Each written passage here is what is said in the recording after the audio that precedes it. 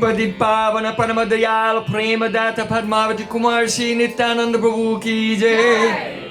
प्रेम पुरुषोत्तम सचिनंदन श्री गौरंग महाप्रभु की जय। भले वृंदावन बिहारी लाल की जय।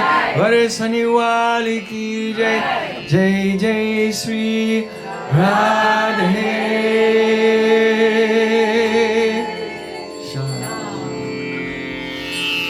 राधा नाम परम सुखदे राधा नाम परम सुखदे राधा नाम परम सुखदे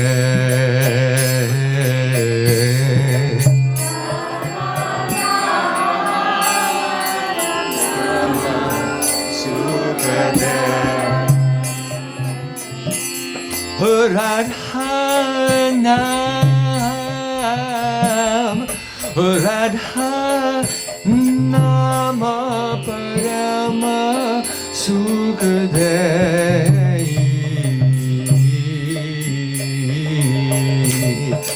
राधा नाम परम सुखदे राधा नाम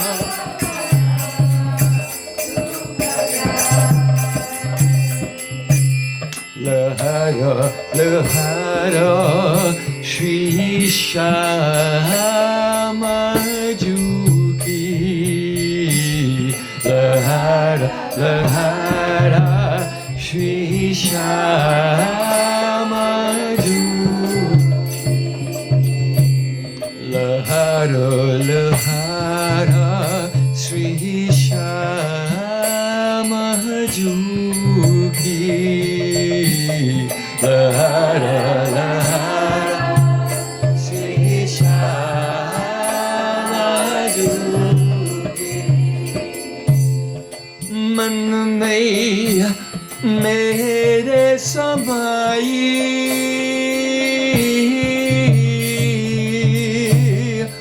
मन में मेरे समाई राधा नाम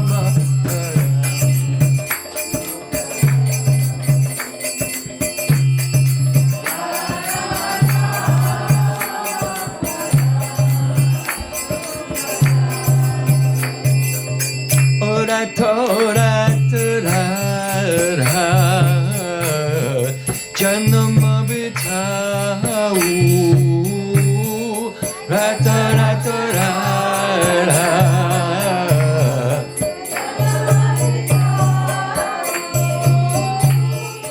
थोड़ा थोड़ा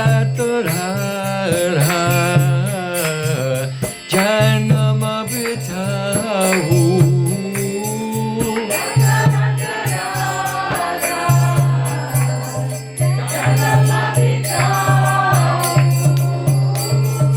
तोरा तोरा जन्म बिताऊं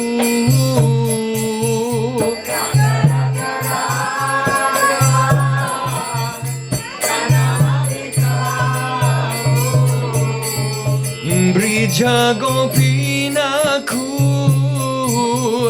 शीशा नवाऊ ब्रिज गोपीना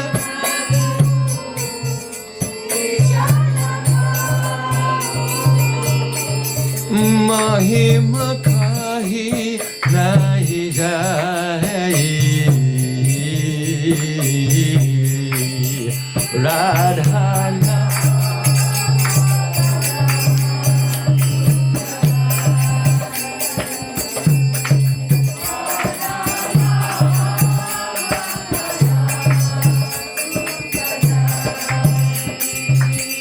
ब्रज में काही नहीं nahi jau,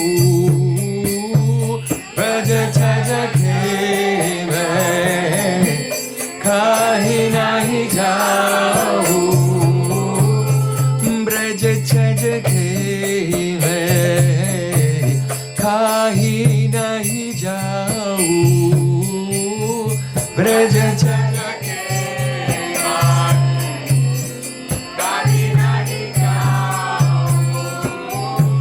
ब्रज छज के मैं कहीं नहीं जाऊं,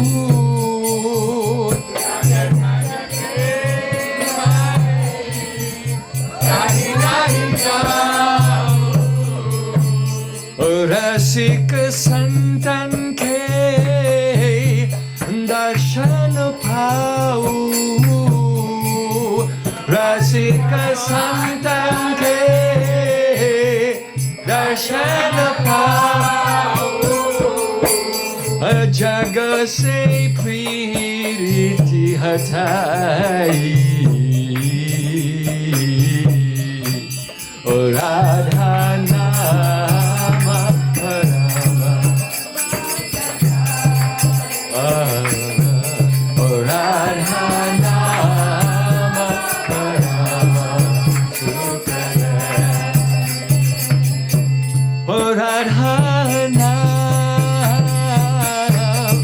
राधा नाम परम सुखदायी, राधा नाम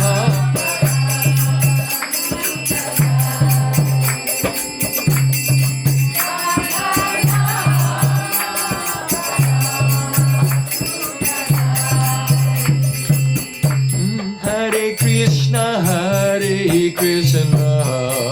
Krishna Krishna Hare Hare, Hare Krishna Hare Krishna Krishna Krishna Hare Hare, Hare Rama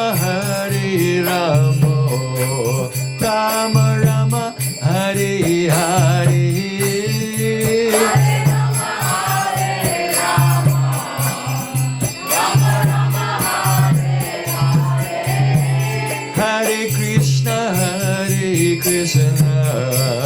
Krishna Krishna Hare Hare, Hare Krishna Hare Krishna Krishna Krishna Hare Hare, Hare Rama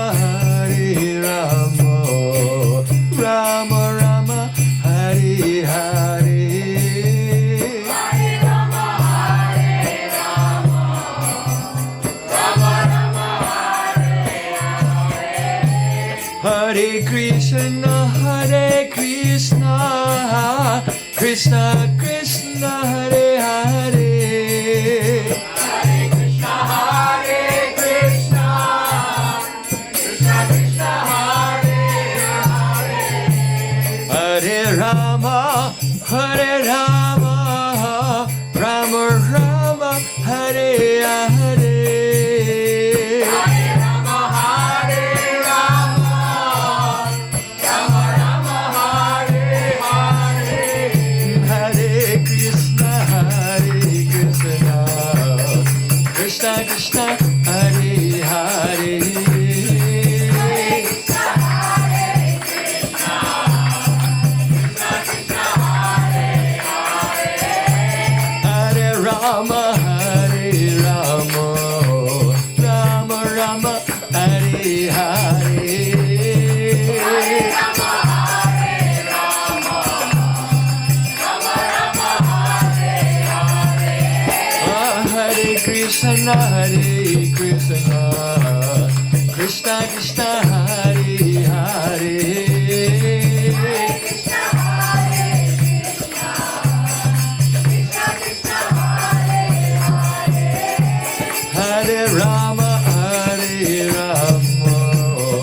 Rama Rama Hare Hare, Hare Rama Hare Rama Rama Rama Hare Hare, Hare Krishna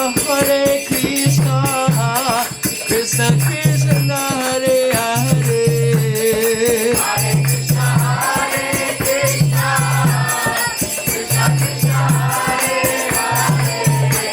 Hare Rama Hare Rama Rama Rama Hare Hare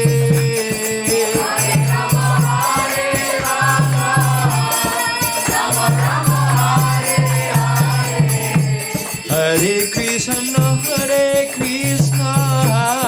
Krishna Krishna Hare Hare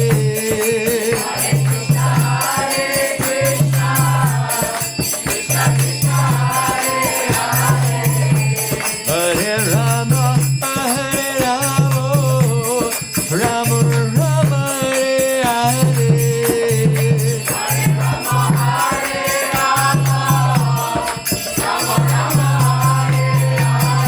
Hare Krishna Krishna Krishna Hare Hare Hare Krishna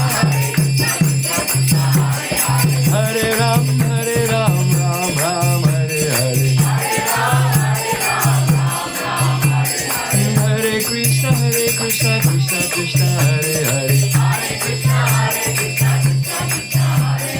Hare Ram Ram Ram Hare Hare Hare Krishna Krishna Krishna Hare Hare Hare Ram Ram Ram Hare Hare Hare Krishna Krishna Krishna Hare Hare Hare Ram Ram Ram Hare Hare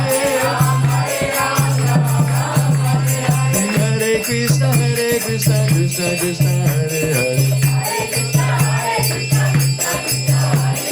Hare Ram Ram Ram Hare Hare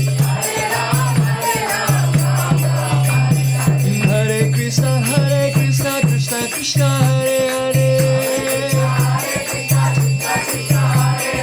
Hare Ram Ram Ram Hare Hare Hare Krishna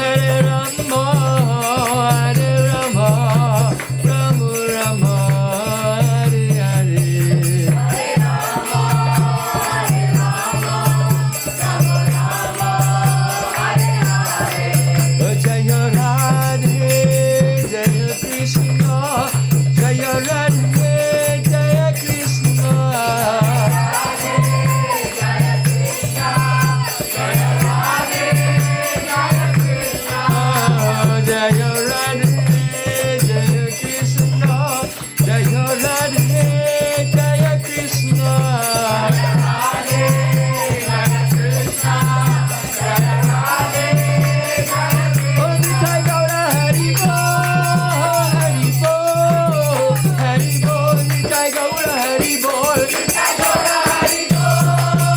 Hari Bol. Nitai Gaura Hari Bol. Hari Bol. Hari Bol.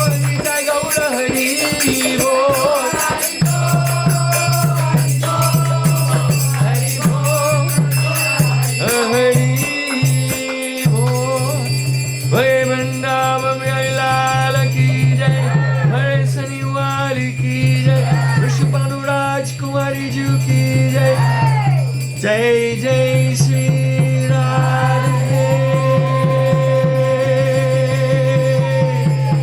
Now, Jai Gaura Sitanatha Premanande, Hai Hai Bol.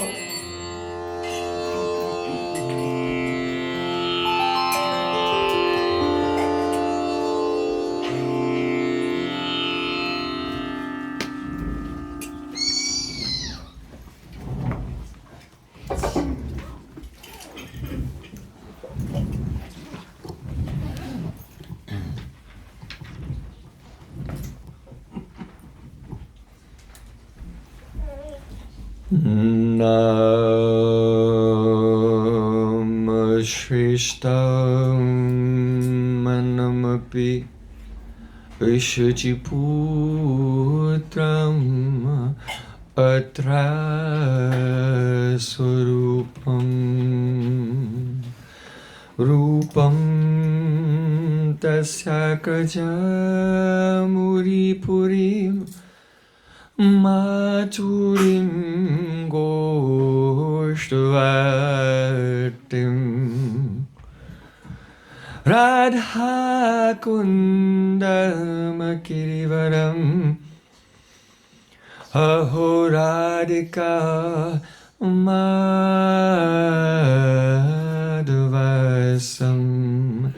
Rapto Yasya Pratita Kripaya Shri Guru Tamanatosmi Gurave Gaura Chandraya Radhikaya Tadale Krishnaya Krishna Bhaktaya Tad Bhaktaya Namo Namah Ananda Lila Maya Vigrahaya Hemabhadivyatschavi Sundaraya Tasmai Mahaprema Rasapradaya Chaitanya Chandraya Namo Namaste Chaitanya Chandraya Namo Namaste Chaitanya Chandraya Namo Namaste Bhaktya Vihina Aparada Lakshay Jivastha Kamadito Rangamadi Kripa Mahitvam Shanam Prapanna Brinde Namaste Charanarvindam Brinde Namaste Charanarvindam Govinda Damo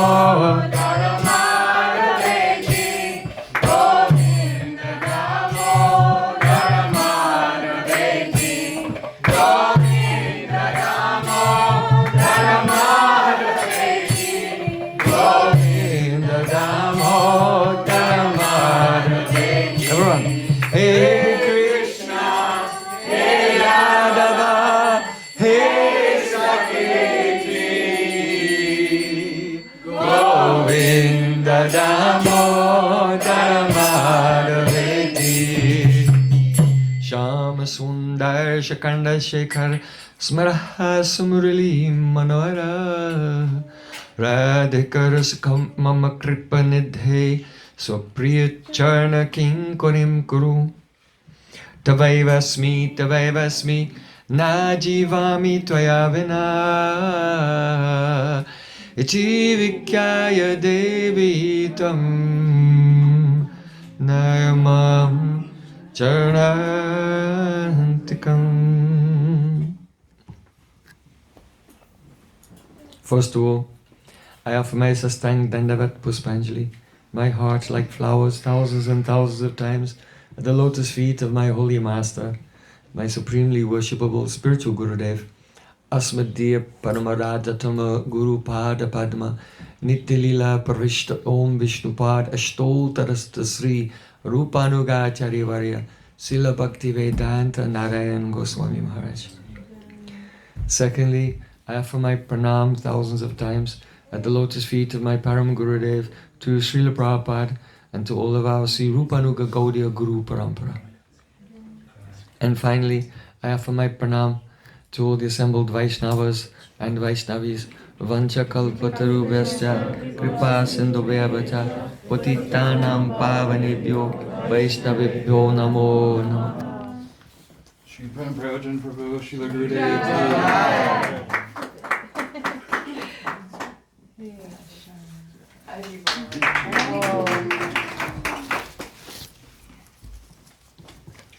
By the causeless mercy of Sri Gauranga Gauranga, we have assembled here. Oh, what are the names of the Thakurji here?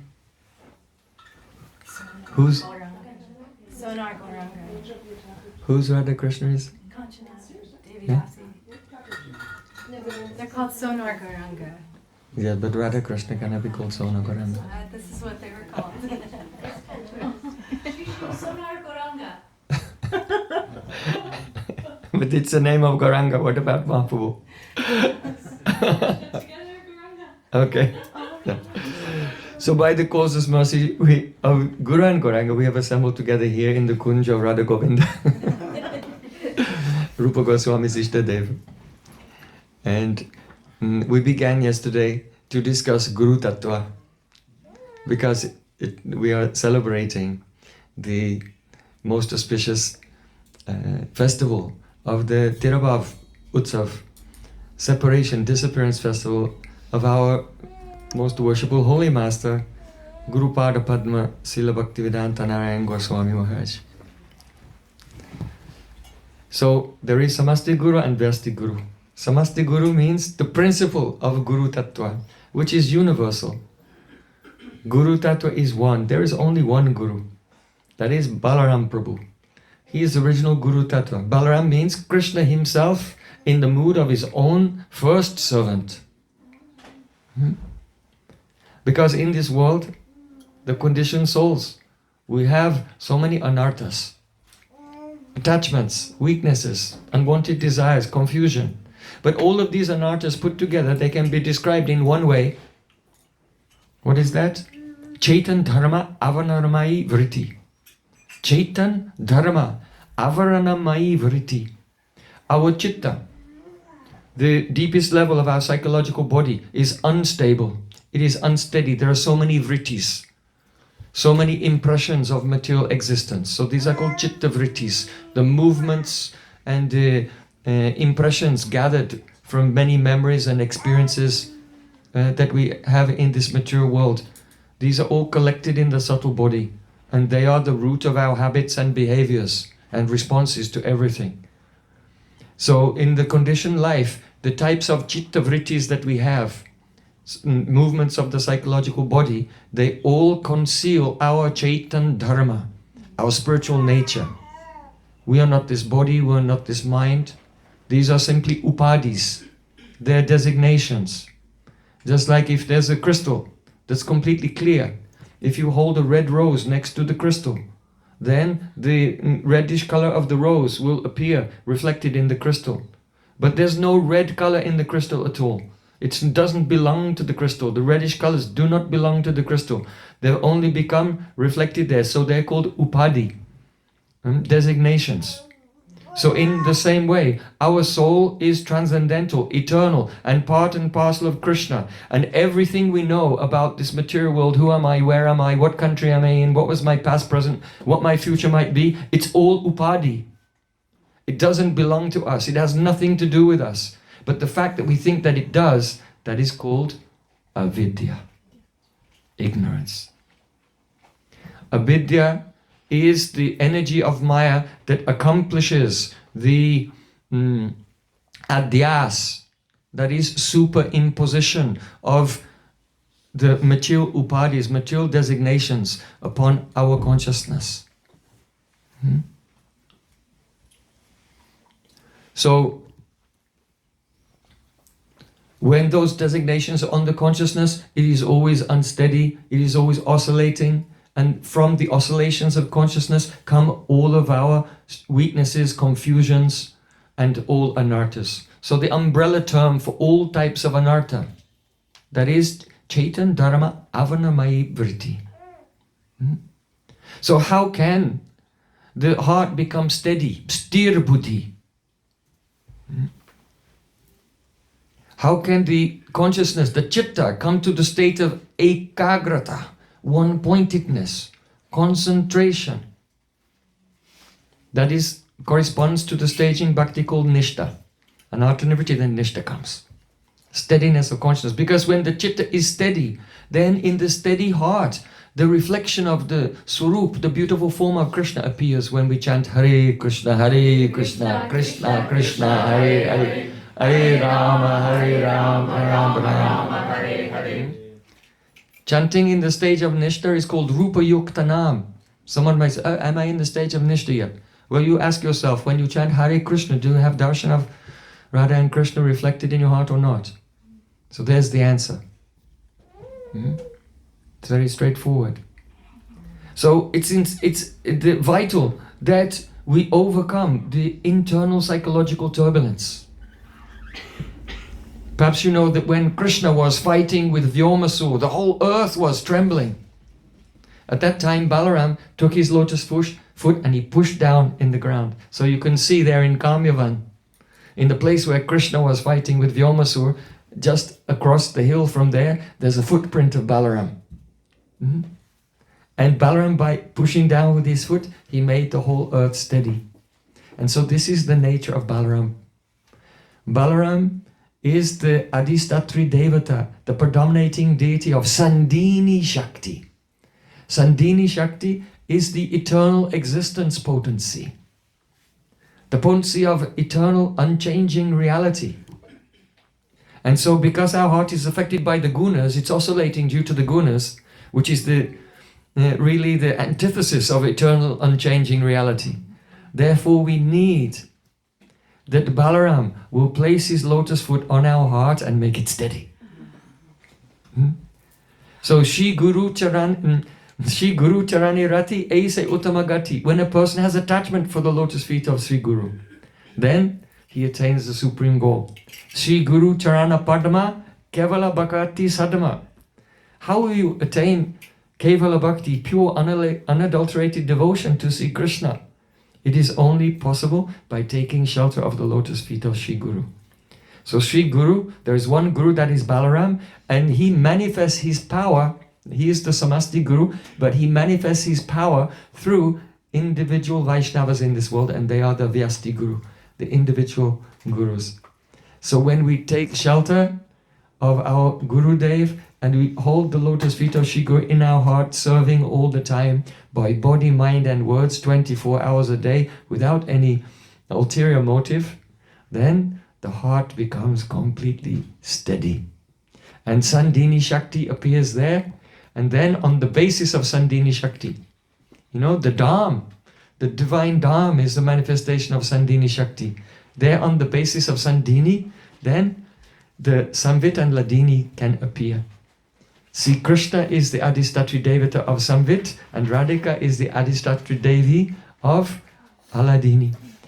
So first the mercy of Guru must come, make our heart steady, causing the evaporation of all anarthas, unwanted desires, attachments and misconceptions and weaknesses. And then in that steady heart, the Radha and Krishna will appear there. This is the process. You can see at the end of Bhagavad Gita, Sri Krishna said to Arjuna, Kachit etat shrutam partha tvayika grena chaitasa kachita jnana samoha pranashtaste dhananjaya. Hey Arjuna, did you hear this Bhagavad Gita? Did you hear what I've spoken? Tvayika grena chaitasa, with ekagrata chitta, with one pointed steadiness. Why does Krishna ask this? And then he asked the corollary question, which is related to it, the correlative question. Kachid agyana samoha pranastaste. Has all your illusion been destroyed? So these two things go on simultaneously. First, by taking shelter of Shri Guru and serving, the heart becomes, one comes to stage of ekagrata chitta, steady consciousness. He becomes liberated from the bodily consciousness of life. And then the beauty of Sri Krishna is reflected in the heart, and the effulgence of Sri Krishna drives away all illusion. Krishna Surya Sama Maya Hai Andaka Yahan Krishna Taha Nahi Maya Adhika. Krishna is like the sun. Maya is like darkness. When Krishna comes, the darkness is all dispelled. So Gurudev said that you should see that Sri Guru is the manifestation of Baladev Prabhu, or we can say in Gaur Lila Nityananda Prabhu. The mercy of Balaram or the mercy of Nityananda Prabhu in the beginning and continuing for some time. And when the devotee comes into the stage of asakti, then he sees Guru, Tvam Gopika Birishavares Tarayanti Kesi Seva Dikani Garoni Japada Padme Dasham Pradaya Guruman Brajakane Sri Radangri Sevana Say Sukinim Sakabdo. Oh Gurudev, you are very near and dear to the tips of the toes of the daughter of Vrishabhanu Maharaj, Shrimati Radhika. You're always serving her. And you have the qualification to bestow that service upon me. So Gurudev, please bless me with Radhadasham, Shrimati Radhika's service, so that I may always sink in the ocean of happiness, serving her in the Nikunjas of Vrindavan. So this is Guru Tattva. Guru is one. First we see Guru as the power of Baladev or Nityananda Prabhu, and when we become more advanced, then we can realize Gurudev as her eternal Swarup in Radha Krishna Lila. So in Srimad Bhagavatam he said, Yasya Sakshat Bhagavati Jnana Deepa Praday Guru Macha Saddhi Srutam Tasya Sarva Kunjara Sochavat. The meaning is that that person who gives the Gyan deep, who gives the light of transcendental knowledge, that person you should consider Sakshat Bhagavati, a direct form of the Supreme Lord, that is Guru. And if someone maintains, due to the influence of material experience, the prejudices of kusanskar, the prejudices that we have acquired in many lifetimes of interacting with material beings, if we also superimpose the concept of a material being onto Guru, then what happens? Matya sati sutam tasya sarvam kunja shrochavat. All of that person's study of the scripture, all of his knowledge, it becomes like the bathing of an elephant, futile. Because the elephant has this habit, if the elephant is all covered in dust, then he thinks, I'll go and bathe in the river. So the elephant jumps into the river and all the dust is washed off the elephant. But then as soon as he comes back out onto the bank, then he takes his trunk and throws dust all over himself again. So this is what happens. If a person, instead of following the actual path to divine knowledge, that is the avaroha panta, the descending path, the path of complete submission and surrender, and receiving the Shabda Brahma, transcendental sound from the lips of Sri Guru, and becoming enlightened in this way, if instead he does not follow the Guru Tattva and thinks, I can accumulate spiritual knowledge on my own power by reading books, then what happens? He can learn so many things. But when Maya comes to test him, he forgets everything. And again, becomes entangled in the material world and all types of the sense gratification. So anyone who tries to study the Vedas and understand transcendental knowledge independently from the shelter and service of Shri Guru, they become like that elephant. Maya gives them some impression, yes, I'm advancing, and now I've become very learned, now I know so much Shastra, now I can give an impressive lecture. Then the next moment, that person falls flat and they're completely in Maya. Because the bhakti is not arohapanta, the path of self-elevationism. It is a descending path. So, don't be how can we say, a bogus disciple. In Shastra, 6 types of bogus disciple have been described. Alibana Jyoti Shaka, Stabdi Bhute Kemekaka, Prasita Prestikas Chaiva, Sadvida Sevakadama. There are 6 Sadaite Sevakadama. There are 6 types of servants who are very fallen, low class. Sevakadama. Who are they? First, Ali. Ali means the bumblebee. The nature of the bumblebee is he just goes here and there, from one flower to another, and so that devotee is not doing any service. He's just going, meeting with one devotee and then talking, and then he goes somewhere else to another devotee, talking like this, just wasting everyone's time. So don't be like Ali. And the nature of the bumblebee is fickle. The bumblebee does not have any nishta in one flower. The bumblebee goes to one flower and then tries to take something there, then flies away and goes to another flower, tries to take something there, goes to another flower, like this. So in the same way, though a devotee may have several shiksha gurus, they should have one diksha guru.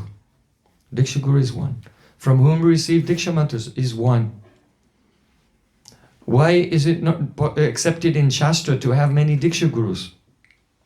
Because if a person has a diksha guru and then after some time the guru gives an instruction but they don't like this, they think, oh, I want a different instruction. They try to impose their own conception onto Shri Guru. They don't want to serve and surrender. They want that guru will serve and surrender to their idea. So then they go and then they find a guru who will tell them to do the thing that they want. Until they don't want that anymore, then they'll go to another one. And the result is that that devotee can never overcome manodharma. Manodharma means the religion of the mind. It's the nature of the mind, sankalpa vikalpa, to one day accept something and another day reject it. And this runs very deep, not just only in everyday things, but even on our commitments. You may think that you have some ideas, that you are very fixed in them, but after 20 years or 30 years, you may completely change your mind. You can see, if you study any philosophers of the 20th century or even before that, if you read the writings of philosophers throughout their life, when they're young, they give one philosophy, and then when they're old, they say, well, I changed my mind, and give a different explanation. Because this mind is like quicksand. There's no shelter, there's nothing, there's no support anywhere. So that's the nature of the mind, the manodharma, always changing, changing, changing. And as long as the mind has no stability, then we don't have nishta, we cannot realize Krishna in the unstable mind.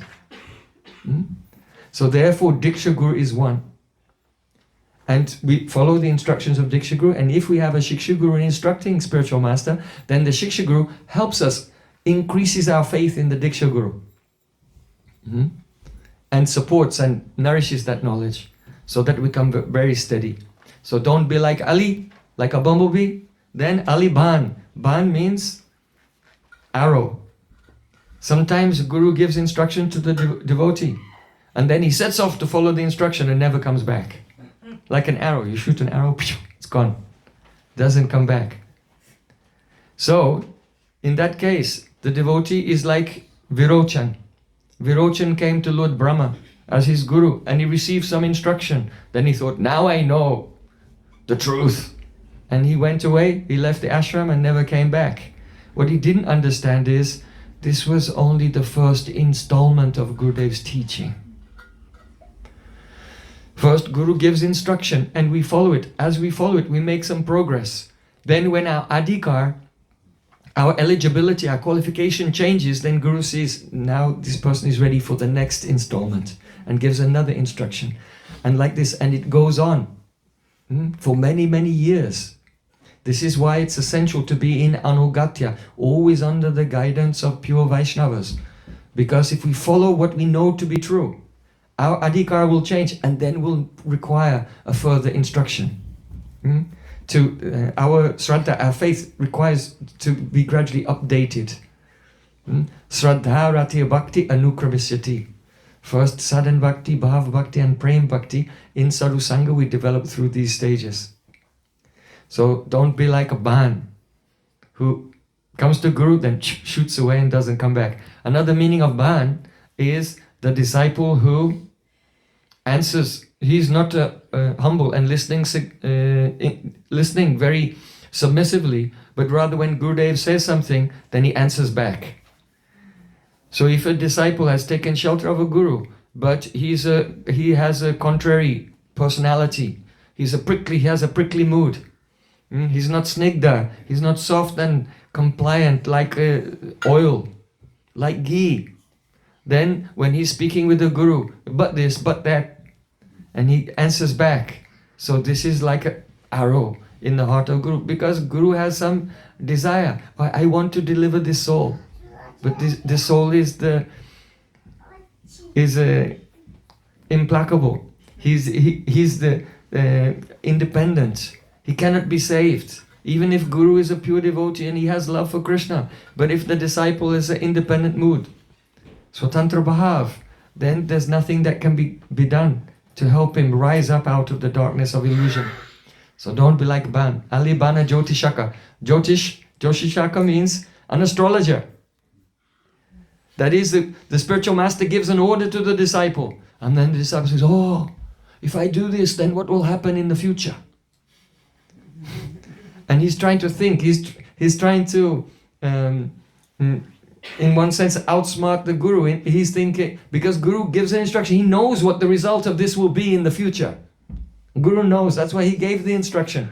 But the disciple is thinking, if I do this, then this will be the consequence, then this will be the consequence. Maybe if I did something else, it would be a better consequence. So that disciple is called the Jyotishaka. The Jyotishi, like an astrologer, is trying to double guess his own destiny instead of just hearing from the spiritual master. So then Stabdibhuta. Stabdibhuta means the disciple who's like a pillar. In a building, there are pillars that are holding up the ceiling. So it's the nature of a pillar that it doesn't go anywhere, it doesn't move. So that refers to the inactive disciple. Sri Guru has a mission within this world. Sri Chaitanya Manobishtam Stapitam Yena Bhutale. Just as Srila Rupa Goswami knew the innermost heart's desire of Chaitanya Mahaprabhu. And then he established it by discovering the lost holy places, by writing the Bhakti Granthas. By establishing what is proper behavior for Vaishnavas. And discovering the lost Vigraha, like he discovered Govinda Dev. And Brinda Devi also. So Mahaprabhu had a mission in his heart, and Rupa Goswami set about dedicating his whole life to fulfill that mission. He wasn't standing there inactive. So the next type of the bogus disciple is the inactive disciple. He does not make himself available to become an instrument in the mission to fulfill the innermost heart's desire of the spiritual master. So Stabdibhuta Kimekaka. Kimekaka means, me alone? Only one person? Kimekaka. That means the Guru gives some responsibility to the disciple. You should do this. But then the disciple thinks, oh, this is a big responsibility. I cannot do it by myself. And then he tries to enlist other people, try to get other people to be involved in the responsibility that was given only to him. So this was Srila Gurudev's nature. Gurudev, if he saw a disciple was becoming qualified and very sincere, he would just pile the responsibilities on the head one after another until that disciple is being crushed by all these responsibilities. This is called aggressive grace. Mercy, but this mercy is so aggressive, we practically cannot even tolerate it.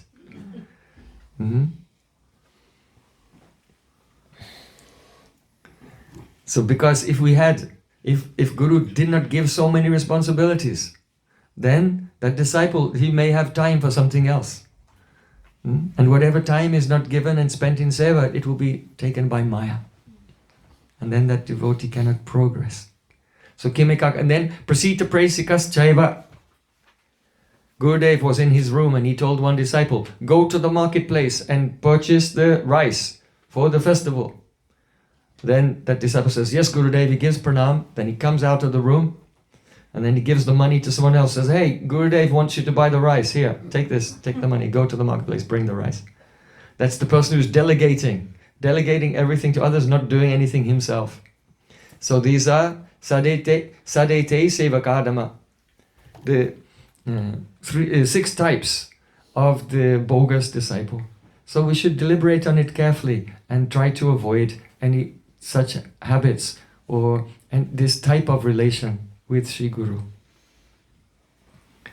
So in Srimad Bhagavatam, in regard to Guru Tattva, Sri Krishna has said,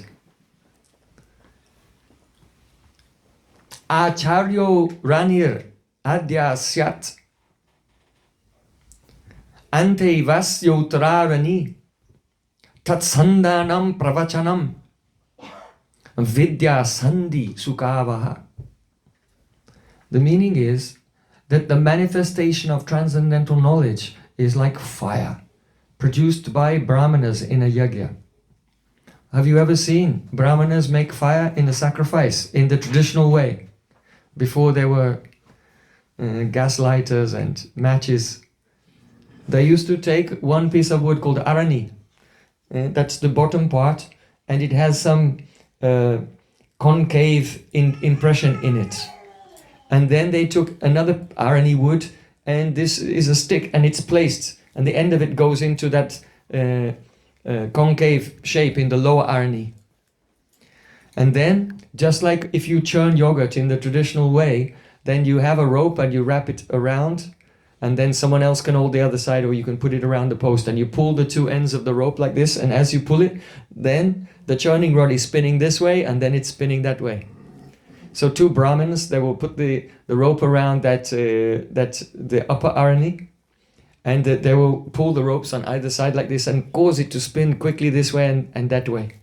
And then, so it is said here, Acharyo Ranir Adyashat. The Acharya, the Guru, is like the lower arani wood, the base of everything. The disciple is like the upper arani wood, the stick. And then, Tatsandanam Pravachanam, the Pravachan. Pravachan means the Harikatha. Now we are hearing this Pravachan. So, there's another type of wood that goes in between the upper stick and the lower stick. And this type of wood is softer and very combustible. So that is placed there. And then when the Brahmins churn like this, then it starts to smoke. And then the wood in the middle bursts into flame and fire appears. This is the process. So in this example, Gurudev, the spiritual master, is the base. The disciple is the one, the arni that is moving. The pravachan is the more combustible wood which is between them. And the Dibya Gyan, transcendental knowledge, is the fire. So, Vidya Sandhi Sukavaha, when that fire manifests, it gives joy to both the disciple and the Guru. So there's no question of teaching oneself from books or tapes or videos or anything like this. The Shastra is very scientifically describes. The Guru must be there, the disciple must be there, the pravachan goes on, and in that atmosphere then the fire of Vidya, transcendental knowledge, manifests, giving joy to both the Guru and the disciple. I remember once, it was Srila Gurudev's Vyasa Puja, and we're in Bali, preaching in the island of Bali in Indonesia. So early that morning, all the devotees prepared the arti tray and the flowers, and everyone had written some offering to glorify Gurudev, and we were waiting for Gurudev to come from his room. So then Gurudev came from his room and we were all chanting Jai Gurudev, and the devotee took the arti paraphernalia to offer puja to him, and Gurudev took the incense out of his hand and pushed him out of the way. And then Gurudev did puja to a picture of his own Guru. He wasn't accepting the worship. Srila Bhaktisiddhanta Thakur said, Vyasa Puja, or the appearance day of the Guru, is not the day when a Guru accepts the worship of his disciples. It's the day when he engages all of his disciples in the worship of his own Guru Parampara. Otherwise, everything will turn into a personality cult. That everything begins and ends with one Guru. So, no, we have to understand Guru Tattva. And the Vyasa Puja is the day when the spiritual master engages all the disciples worshipping all the Guru Parampara. So Gurudev was in a very serious mood, grave mood, and he stopped his own puja and did puja to his Gurudev. Then he sat down on the Vyasasan. And then he wanted to ask the devotees to make their offerings. So the devotee stood up and he took his piece of paper. Gurudev said, put that piece of paper down. I want you to speak on one thing. What is the qualification of Sat Shishya? Because it's not enough to offer a big cake and some flowers. That is not Guru Puja. The real Vyasa Puja is to become a Sat Shishya, an authentic disciple. The real offering is ourself. We are the flowers. Then the Vyasa Puja is successful. So Gurudev told, speak about the Shishya Tattva, how to become a real disciple. This is the true Vyasa Puja. So some devotees spoke, and then Gurudev, he said, Uttamas chintitam kuryat proktakari tu madhyama adamo sradaya kuryad akartuts charitam pitu. The meaning is, this was spoken by Puru to his father Yayati, because Yayati was asking his sons to do something and everyone was refusing, but only Puru accepted it. So Puru, he spoke this, and it's in the context of a son speaking to his father, but our acharyas take this to mean the relationship of guru and disciple. So first he said, Uttamas chintitam kuryat, a first-class disciple. Even without Guru telling him to do something, he understands his spiritual master's heart. And without being told, he does that service. That's the first-class disciple. Then Proktakari to Madhyama, the second-class, Madhyam, the second-class disciple. Then he doesn't know what his Guru wants, but when his Guru tells him what to do, then he knows what to do, and then he does it. Then Adamo Sradaya Kuryat, then the third class disciple, the lowest class disciple, he doesn't know what to do and Guru tells him. But when Guru tells him, instead of being filled with enthusiasm and doing it, he does it, but he does it reluctantly.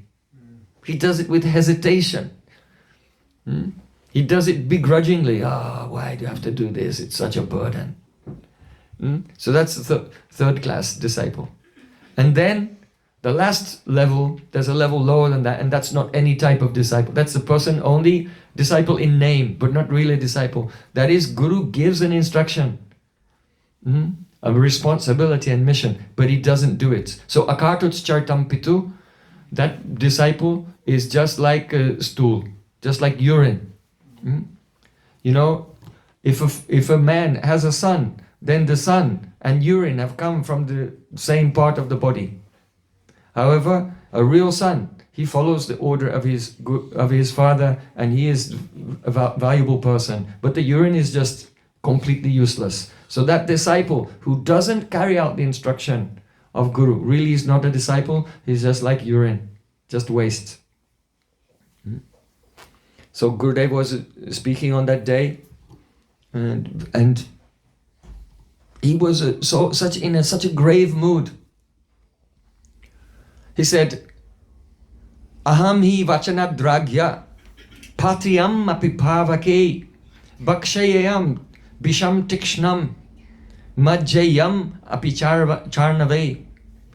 This verse Gurudev quoted was spoken by Lord Ramachandra.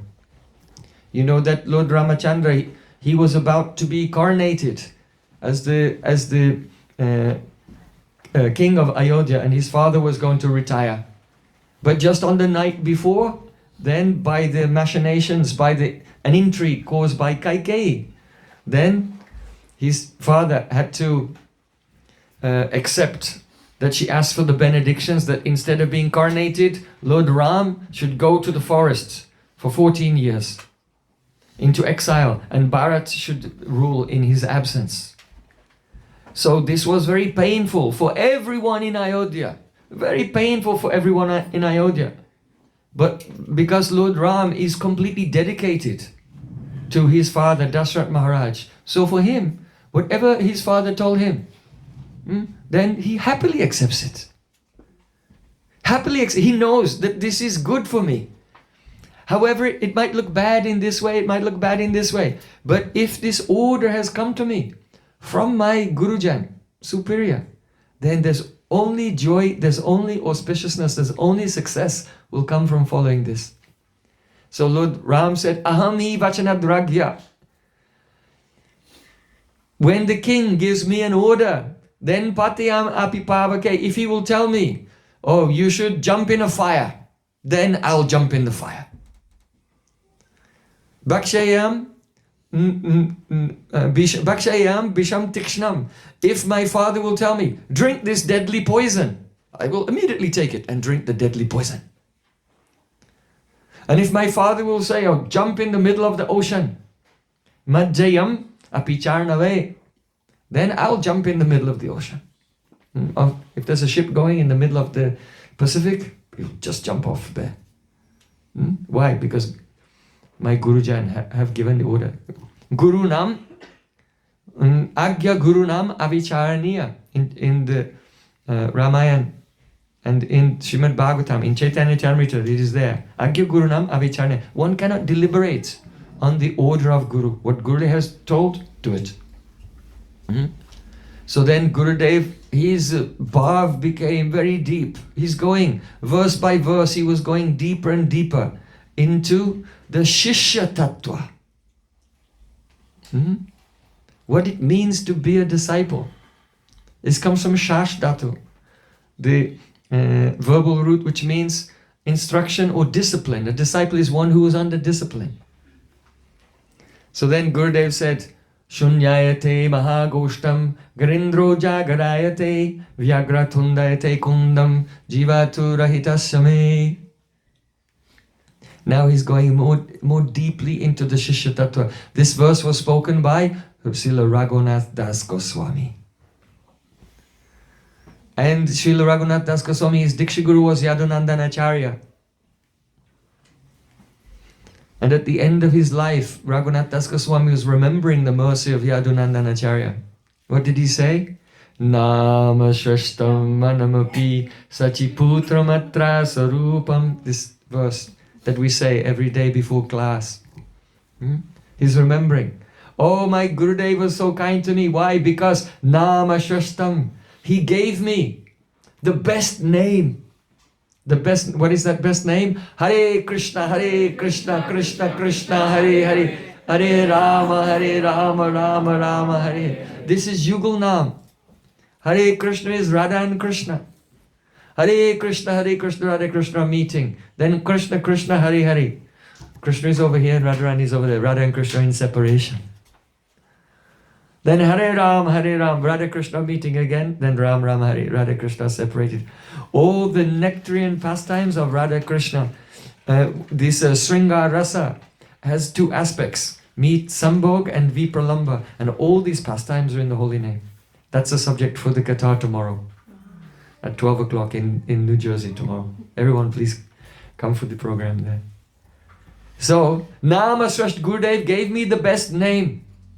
This Mahamantra, Manamapi. Here Manam means the Diksha mantras, Gopal mantra, by which we develop, we realize our own Vishesh Sambandha, our own particular special relationship with Radha and Krishna. So Nama Shrastam Manamapi Sachiputram. By the mercy of Yadunandana Acharya, I was able to escape from my home in Adi Saptagram and arrive in Jagannath Puri and attain the lotus feet of Sachiputra, Chaitanya Mahaprabhu.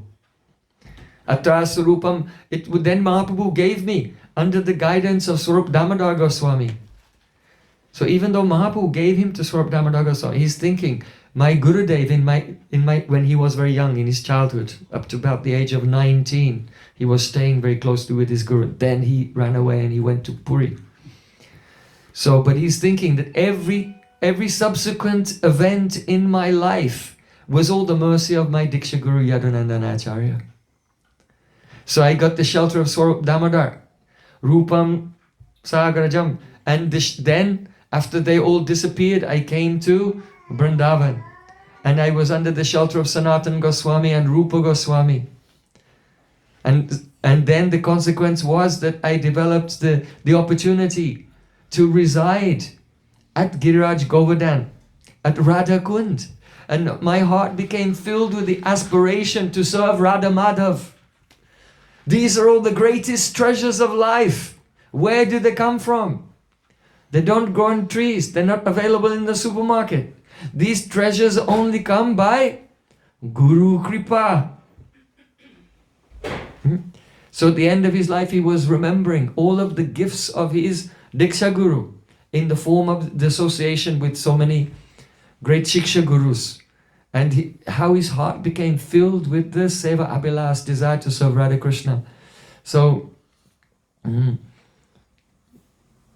Tat Kripaya Sri Gurum Natosmi, I bow down to my Gurudev, by whose abundant mercy I attained all of these things. I remember once we were in San Diego, in a monastery. It was a Franciscan monastery in San Diego. So in the morning time, Gurudev told me to give the morning class. And he'd gone on a walk. And I was singing bhajans while he was on the walk. And he just returned from his morning walk as I was beginning the class after the bhajans. So I started, Nama Shreshtam Manamapi Sachiputram Atra Sarupam.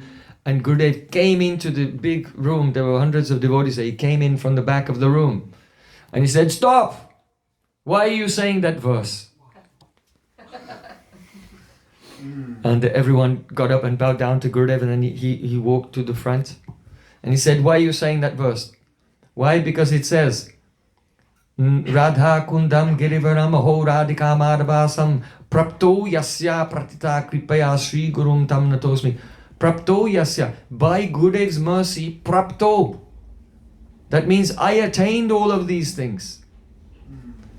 So Gurudev said, have you attained all of these things? If you have not attained all of these things, then how can you say this verse before class? So then I said, Gurudev, of course you are correct. I have not attained all of these things. But I was not saying this verse because I attained them. But I was saying this verse because I have heard from your lotus lips that when we sing the songs of the Acharyas, and when we repeat the verses of the Acharyas, at that time we should never have the ahankar, the ego, that I am speaking or I am singing this song or reciting this verse. But rather we should think that this is the eternal kirtan of Srila Bhaktivinoda Thakur, the eternal kirtan of Srila Narottam Das Thakur, the eternal prayer of Raghunath Das Goswami, and he is reciting this verse, and I am sitting down nearby patiently and just listening to him with the prayer that his bhav, which is in the verse, may overflow and come to me. So I said, Gurudev, I have learned this from you. So I did not say the verse because I thought I've attained this. Only I said it to have the association of Raghunath Das Goswami and pray for his mercy. Then Gurudev said, oh, all right. But then Gurudev said, do you know why I stopped you from saying this verse?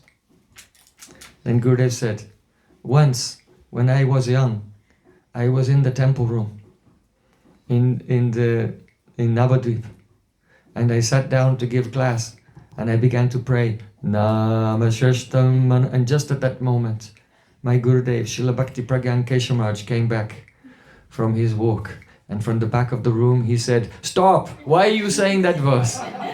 Prapto, have you attained these things? Understand? Then I became I could feel the waves of love emanating from Gurudev. And this is a fact, that if there's a Sat Shishya, a bona fide disciple, how he's behaving, how he's speaking, that he's doing, an ordinary person cannot understand. His whole life is ecstasy of remembering his own Gurudev. His whole life is ecstasy in which he's feeling love and separation and cannot live without his Gurudev. And that is motivating everything he says and does. Like this. So it seems like a simple thing that Gurudev just came in and stopped me from saying this verse. But no, it was because he was feeling such love and separation from his own Guru and remembering when he was young and the mercy of Srila Bhakti Pragyan Keshav Goswami.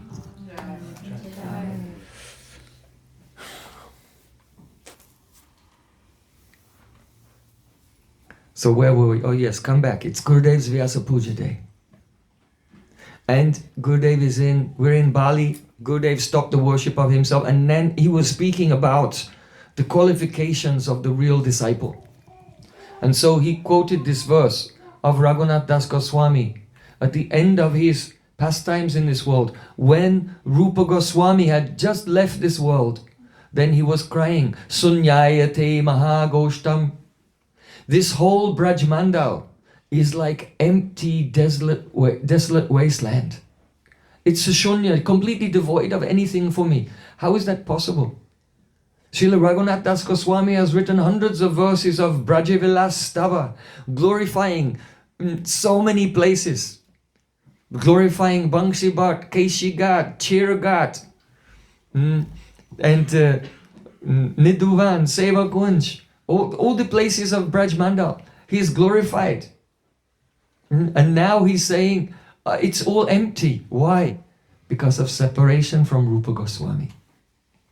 Shunyayate Mahagostam Girindro Jagarayate. When I look at Giriraj Govardhan, Raghunath Das Goswami is saying, oh, it seems like the mouth of a python.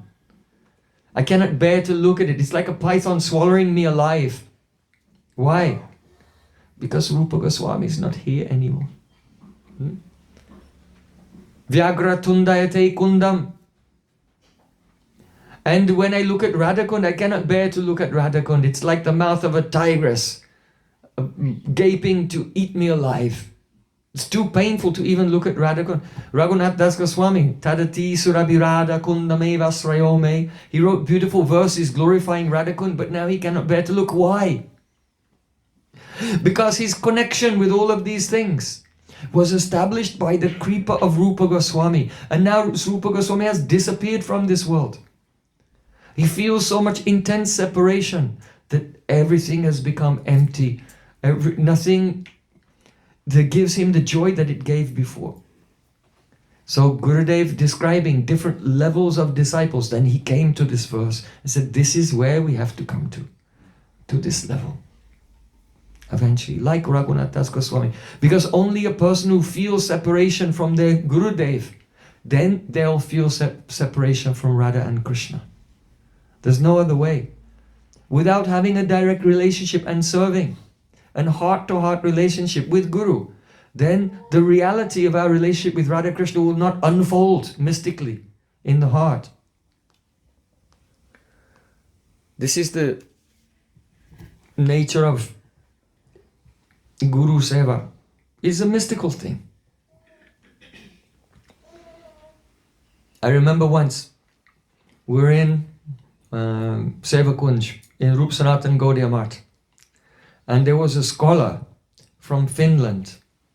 Now he's a professor, but that time he was a young scholar and he was doing a PhD in gurus, and he was traveling all over India interviewing different gurus because he wanted to write a thesis about gurus, not just Gaudiya, but any gurus. So he came there and he spoke to me and said, I'm a scholar and I'm doing this doctorate thesis about gurus and I have some questions. Can I meet with your guru? I said, of course, yes, I can. I'll arrange it for you, just wait. Okay, let me see the questions. I looked at the questions.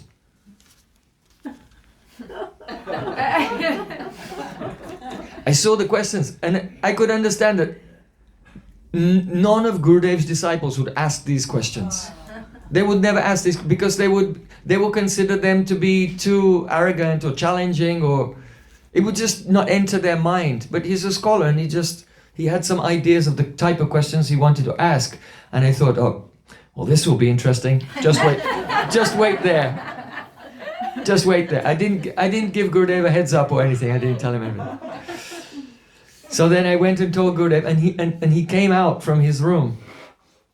And so we all sat down, and it was in that beautiful area in front of the original Seva Kunj paintings. You know, it's upstairs in Rup Sanatan Gaudiya Math. And he came and sat down on a chair, and I sat down next to him and brought the scholar, and there was some other devotees came and were sitting on the other side there.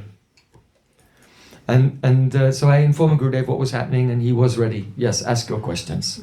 So then the scholar said, first question. When did you decide to become a guru? Huh? As if it was like a career choice. No? Maybe you're at college and you go to the career advisor. Engineering, accounting, guru. Interesting question. Said, when did you decide to become a guru? Gurudev, without blinking, without hesitating for a moment, just very, very gently he said, Guru, I'm not a guru. I never decided to become a guru. So then the interviewer, he just pointed out some of the devotees who were sitting there, and he said, well, what about all of these disciples here? Your disciples? Gurudev said, they are not my disciples. They're my friends. And together we're making an atmosphere which is favorable for bhajan. So we've been speaking a lot about Guru Tattva and what it means. But what is the actual heart? How does Sri Guru consider himself? Sri Guru only thinks, I'm a disciple of my Guru. He never thinks he's a Guru. He does not have any katrita abhiman, any sense that I am the agent doing all things in this world.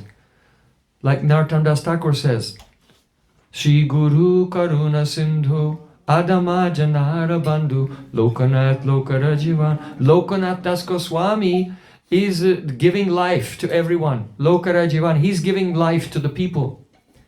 That means that Lokanath Das Goswami, his guru, is in Brajmandal, on the bank of Kishori Kund, in Umrao, in the forest of Kadirvan, and he's doing bhajan. And Narottam Das Thakur is traveling all over Bengal and Manipur.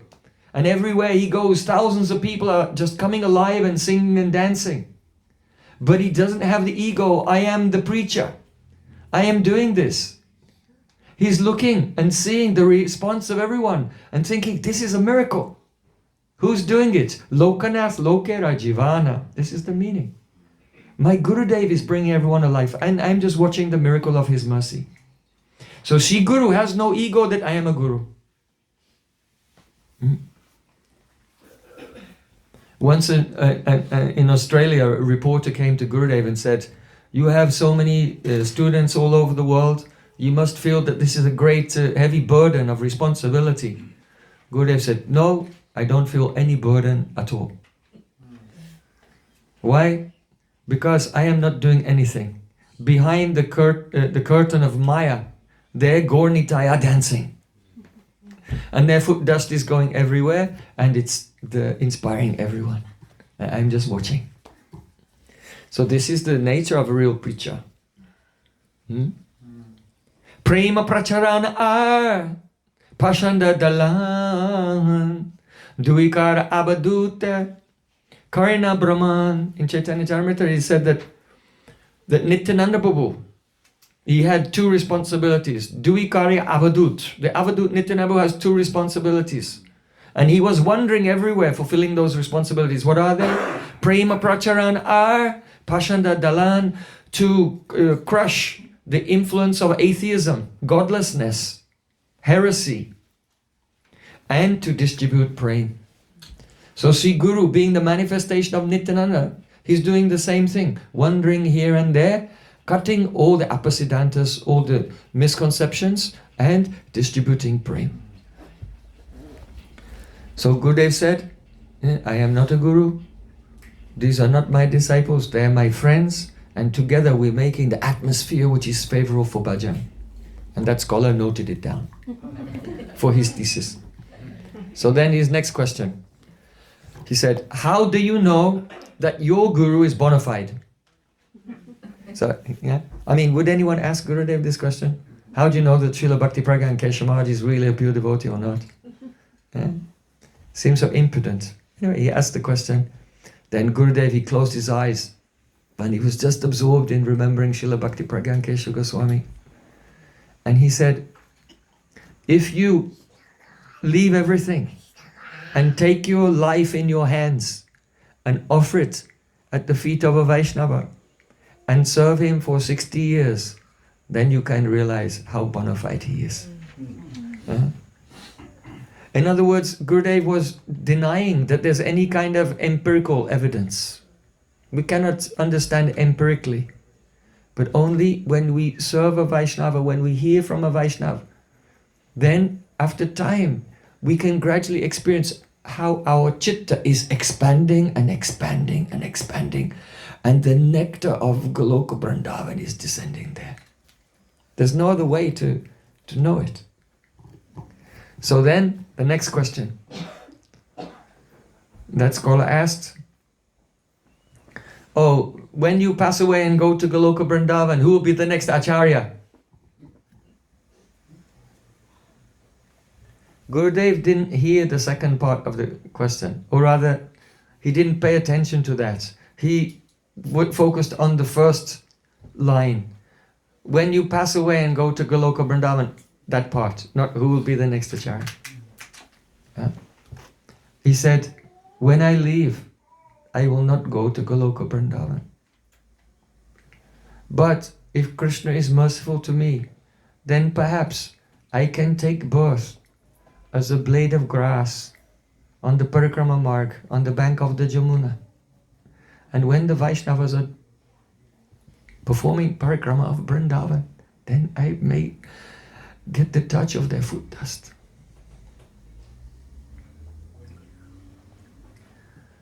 There was a pin drop silence. Everyone was stunned.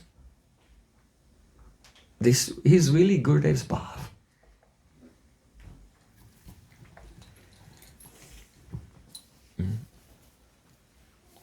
On another occasion, someone asked this question, just in case you're wondering about the second part of the question. On that day, Gurudev didn't answer it.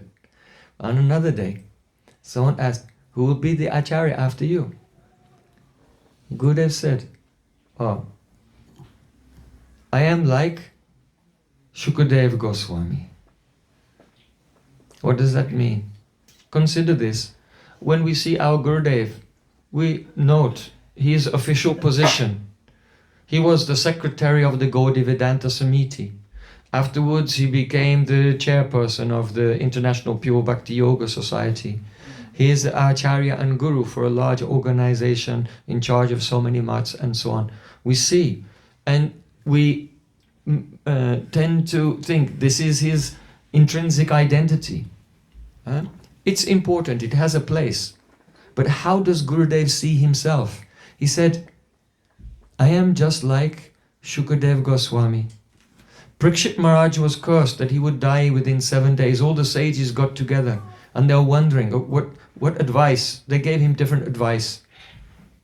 But then, out of no one knows where he came from. Shukadeva Goswami appeared there. Shukadeva Goswami came and he sat down and he spoke Srimad Bhagavatam for 7 days and nights. And then he got up and he left and wandered into the forest and no one knows where he went. So Gurudev said, I am like that. I have come here. No one knows where I have come from. And I am speaking Harikatha like Shukadeva Goswami, and I will go and no one will know where I have gone. Gurudev said, do you think that when Shukadeva Goswami was speaking the Bhagavatam to Parikshit Maharaj, in the back of his mind he was wondering, who will be the next Acharya after me? Is that even relevant to him? He knows everything is in the hands of the Lord, everything is in the hands of Kripa Shakti. He's completely nirupadik consciousness. He has no permanent relation with this world. He's coming, speaking Katha, and then going back to serve his Gurudev in another universe, and going to Nitya Navadvip and Nitya Braj, like this. And what will be, will be. So,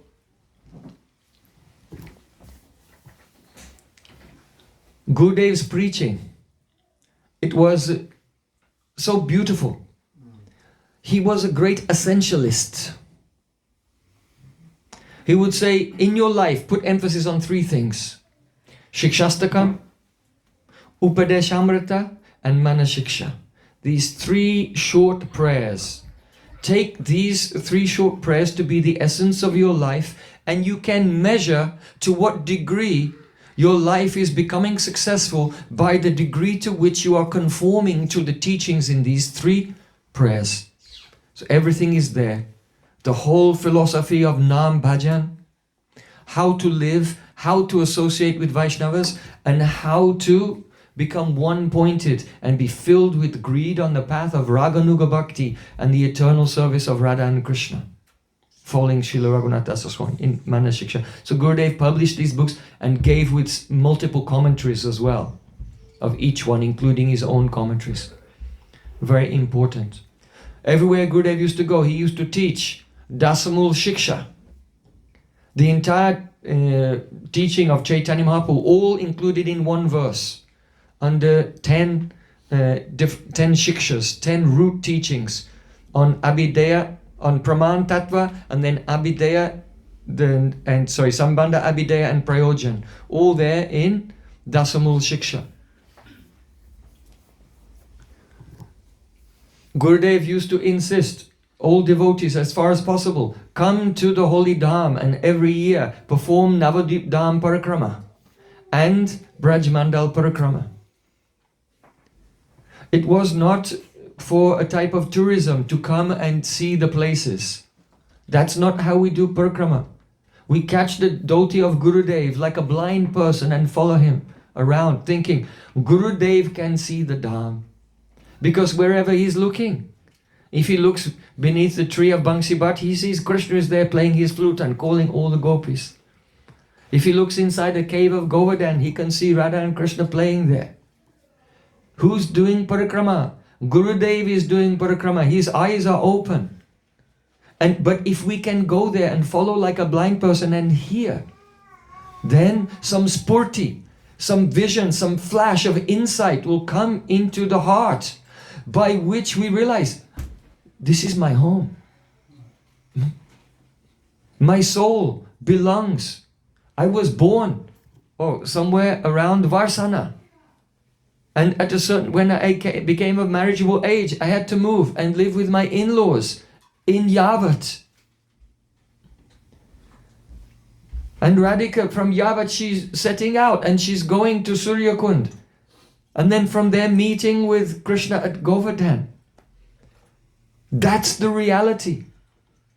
So by performing parikrama under the guidance of Sri Guru, it's not about learning the stories in the places and it's all quaint and lovely and entertaining. No, it's about the soul entering into your eternal identity and reality. And the more those samskars become stronger, then the more the material identity and worldly sanskars become weak. And gradually our consciousness is transferred from this world to that world. So Srila Gurudev's power in preaching, it wasn't that even though his presentation was very methodical, very scientific, so precise, and also full of rasa, very beautiful, but the way his preaching was going on, it was a pure mystical power. I remember once, there was one devotee. He was a senior devotee of Srila Prabhupada. But he had not met Gurudev. He was in Australia. And the devotees arranged that Gurudev would stay in his home. So I was thinking, oh, Gurudev's coming. Srila Narayana Maharaj is coming. They didn't call him Gurudev. Srila Narayana Maharaj is coming. I've heard of this old Vaishnava. He's very respectable. So I'm willing to have accept this good fortune of hosting in my home. So he had a very big garden, huge garden. And he thought, well, the grass is getting pretty long. Let me just cut the grass before he comes and because maybe he'll like to walk in the garden.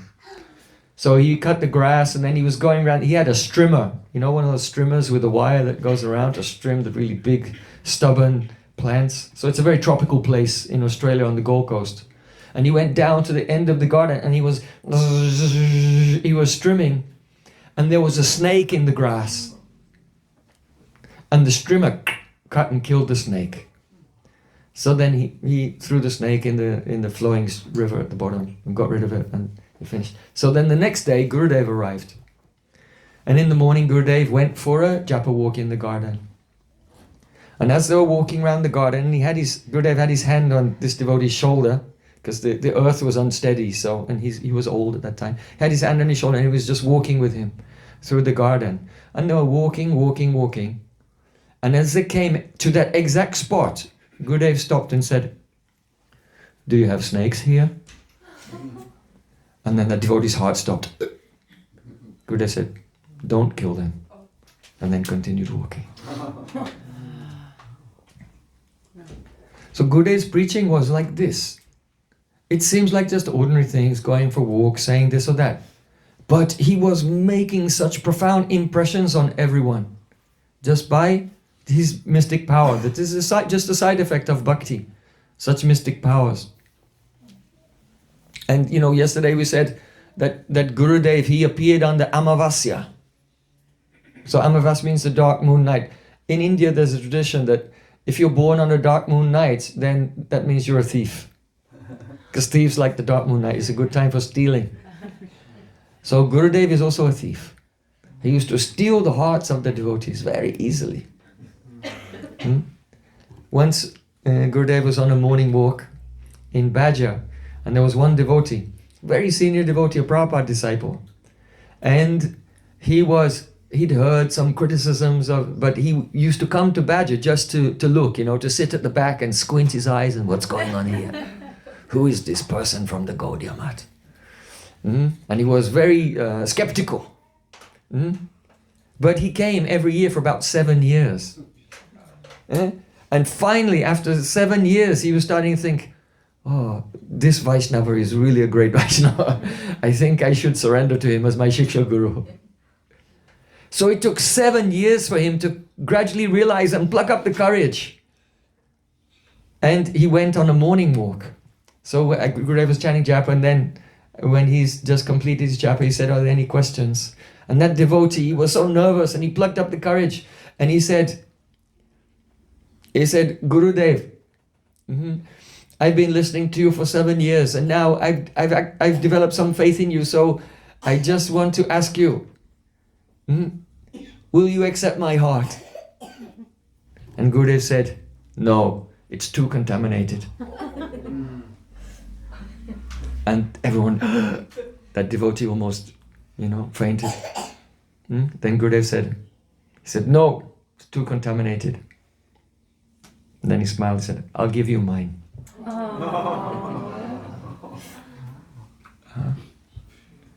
Such a poignant moment.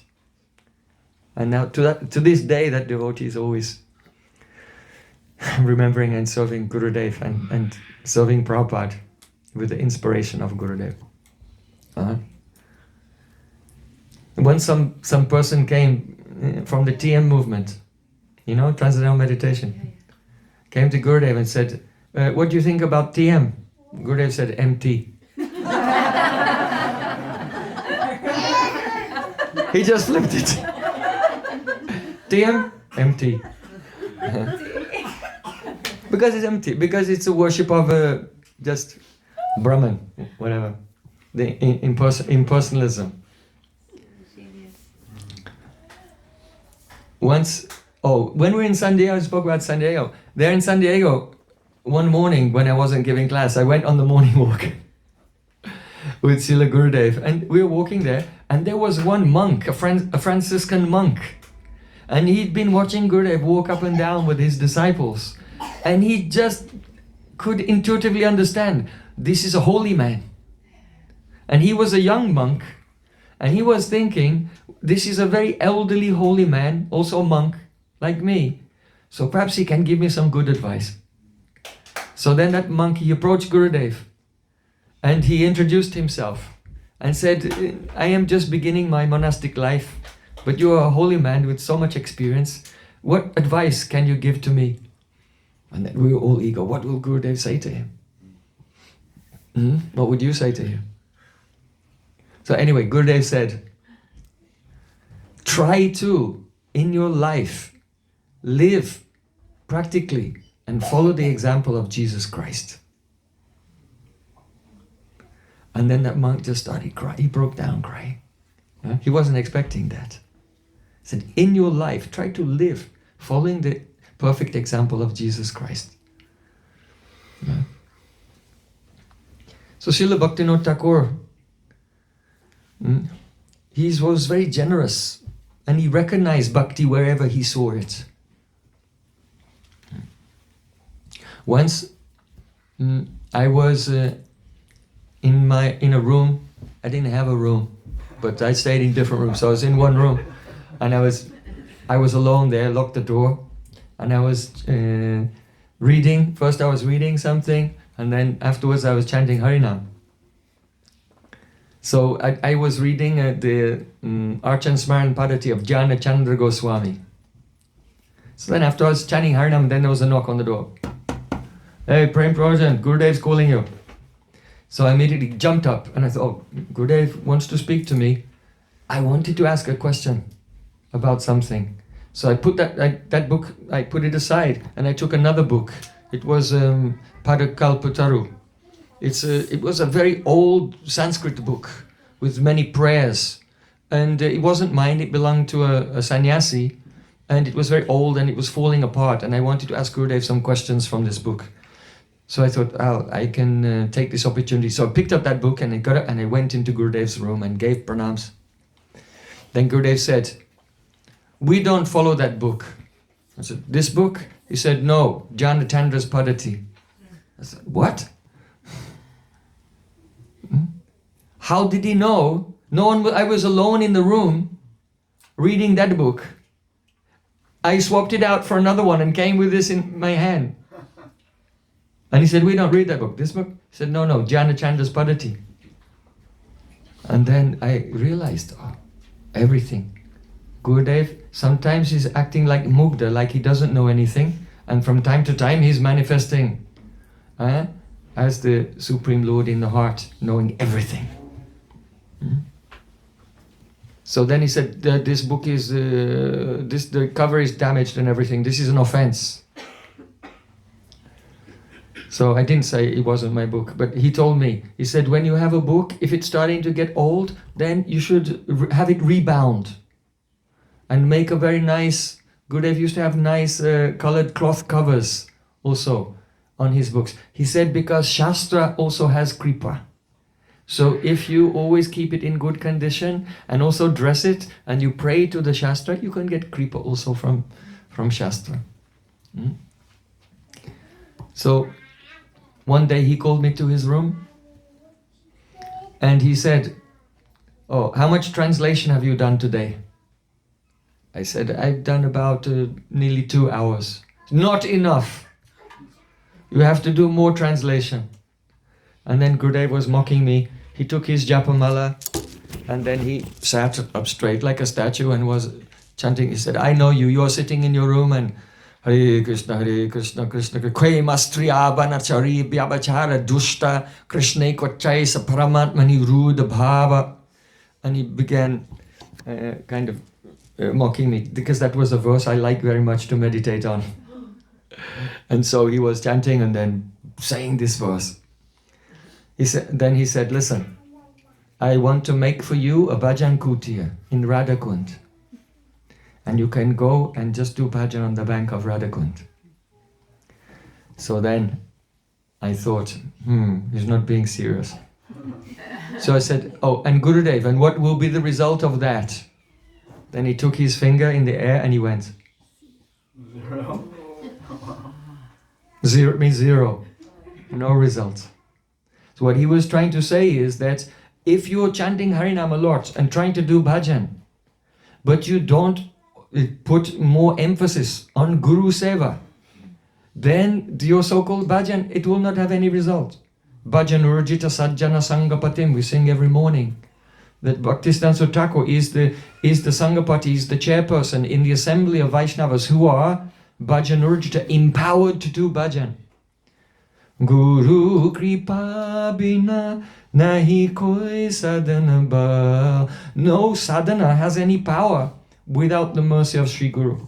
So he told me, you can chant a lot, it's good, but you should also spend more time translating, doing this service as well.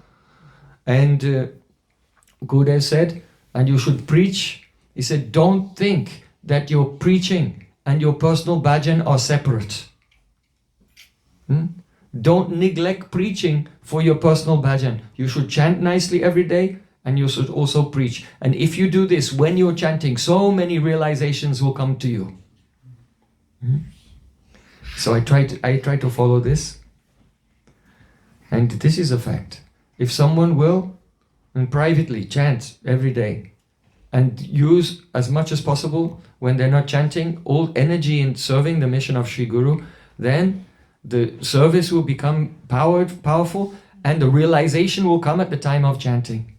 Achar prachar namer karaha dui karya, tumi sarva guru, tumi jagater arya. Srila Sanatana Goswami Maharaja said to Haridas Thakur, there are two responsibilities related to the holy name. Achar, that means your behavior, your own chanting, and prachar, spreading the nectar of Krishna consciousness to others. So Sanatana Goswami Maharaja said, some persons, they're chanting, but they don't preach. And some persons are preaching, but they're not chanting so much.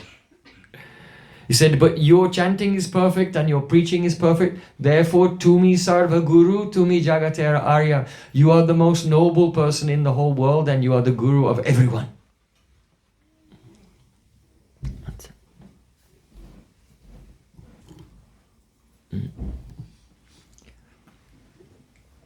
Whatever is coming in my mind at any time, I'm just sharing this.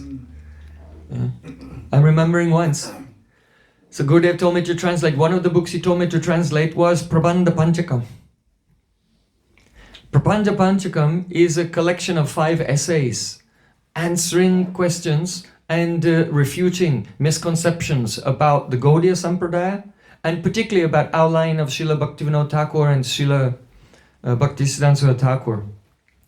So in this book, Srila Gurudev directly mentions certain Vaishnavas who have also published books which have, let us say, minimized or criticized the teachings of Srila Bhaktisiddhanta Thakur or Srila Bhaktivinoda Thakur. So Gurudev himself, he was not shy. He wrote their names and what they have written and why it's wrong and gave the correct conclusion in this book. So once we were in, Gurudev was having a writing retreat and on a very remote island in the Philippines. Do you know Cebu? Island of Cebu. So he was staying there in one cabin on the shore of the ocean. And in the morning he was walking up and down and chanting some japa walk in the morning.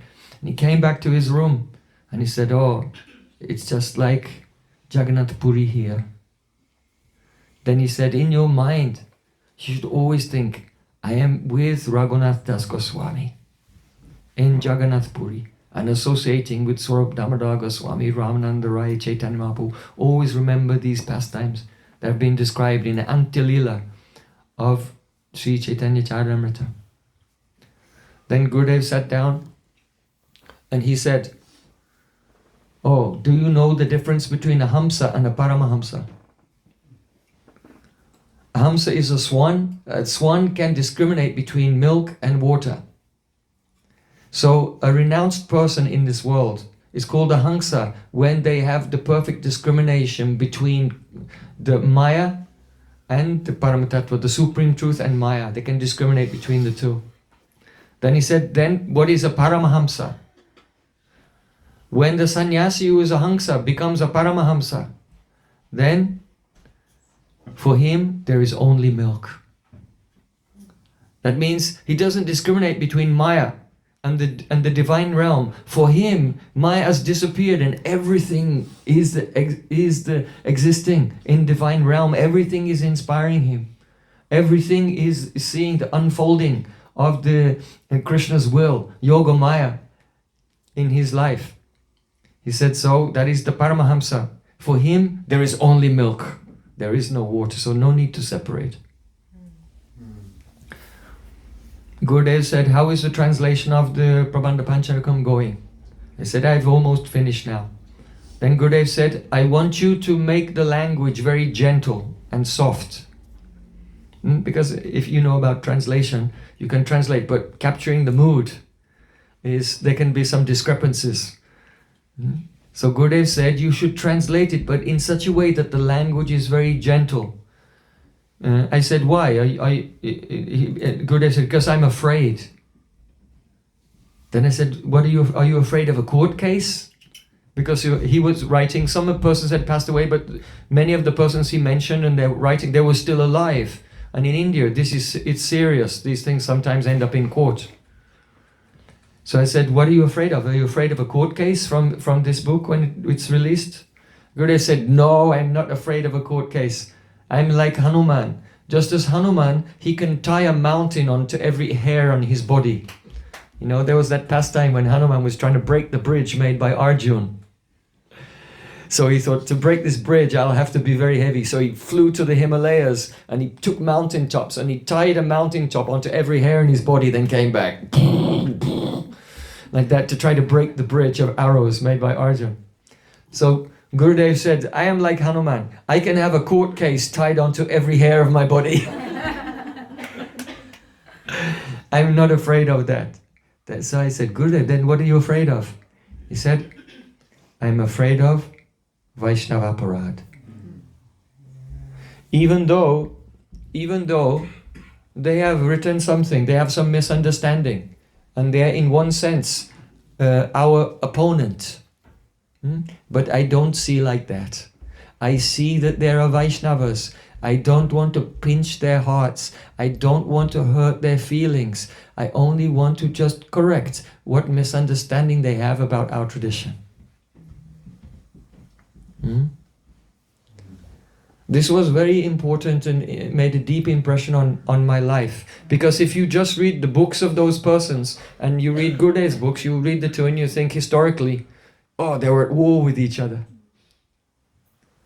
But Gurudev's heart was such, no, I respect, they are Vaishnav, and only I want to correct their misconception. And even each person mentioned in the book who was still alive, I went to visit them personally. One of them was Shamlal Hakim, very famous Vaishnavist, founded the Harinam Press in Vrindavan. So he was more than 90 years old, and I went to visit him. I didn't say who I am or where I'm from, and I gave him a garland, and I gave him some dakshina, I gave him some Mahaprasad from Radharaman, and I gave him some bhoga for his deities, and the deities had been in his family for hundreds of years, since the time of Nityananda Prabhu, when some associate of Nityananda Prabhu went to the northern India, which is now Pakistan, and he preached there. And so his family had been Vaishnavas for 500 years. And then when the partition came in 1948, they lost everything and got kicked out. And so then his family, he told me, we lost everything. So then I thought, well, might as well go to Vrindavan. Because we lost everything, they have nowhere to go. So might as well go to Vrindavan. And he came to Vrindavan. And his whole life he was translating the books of the Goswamis and founded a press there. It became very influential. So he told me about his life and we took prasadam together. And then I said, actually, I'm a disciple of Srila Bhaktivedanta Narayana Goswami and I've translated this book against you. What do you think? And he said, oh, I have to give respect to Srila Narayana Gosvami Maharaja. He's a great sannyasi and a great Vaishnava. He said, sometimes there may be some differences of opinion, but if I like oranges and you like apples, let's have a kirtan anyway. And then we had a kirtan together. So on paper, if someone is doing historical research, it seems like, a dumpster fire. Everyone's at each other's throats. But being very close to Gurudev and also having the association of then I saw that actually they're Vaishnavas and they're having it's a conversation. So always remember this. Don't try to take a hammer and smash everyone who has a different opinion. That wasn't Gurudev's mood. Gurudev, he wanted to establish the Siddhanta of our line, but in a very kind and loving way, recognizing that others are also Vaishnavas.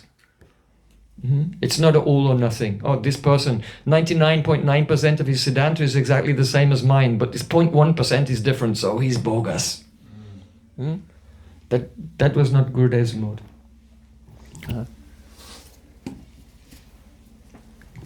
Once, how long can I go on for? Couple more hours. I don't want to inconvenience the devotees too much. Once we were in Australia and we went on a morning walk with Srila Gurudeva, and as we came by one farm, there was a herd of cows, and as the devotees were approaching, the cows started to gallop away.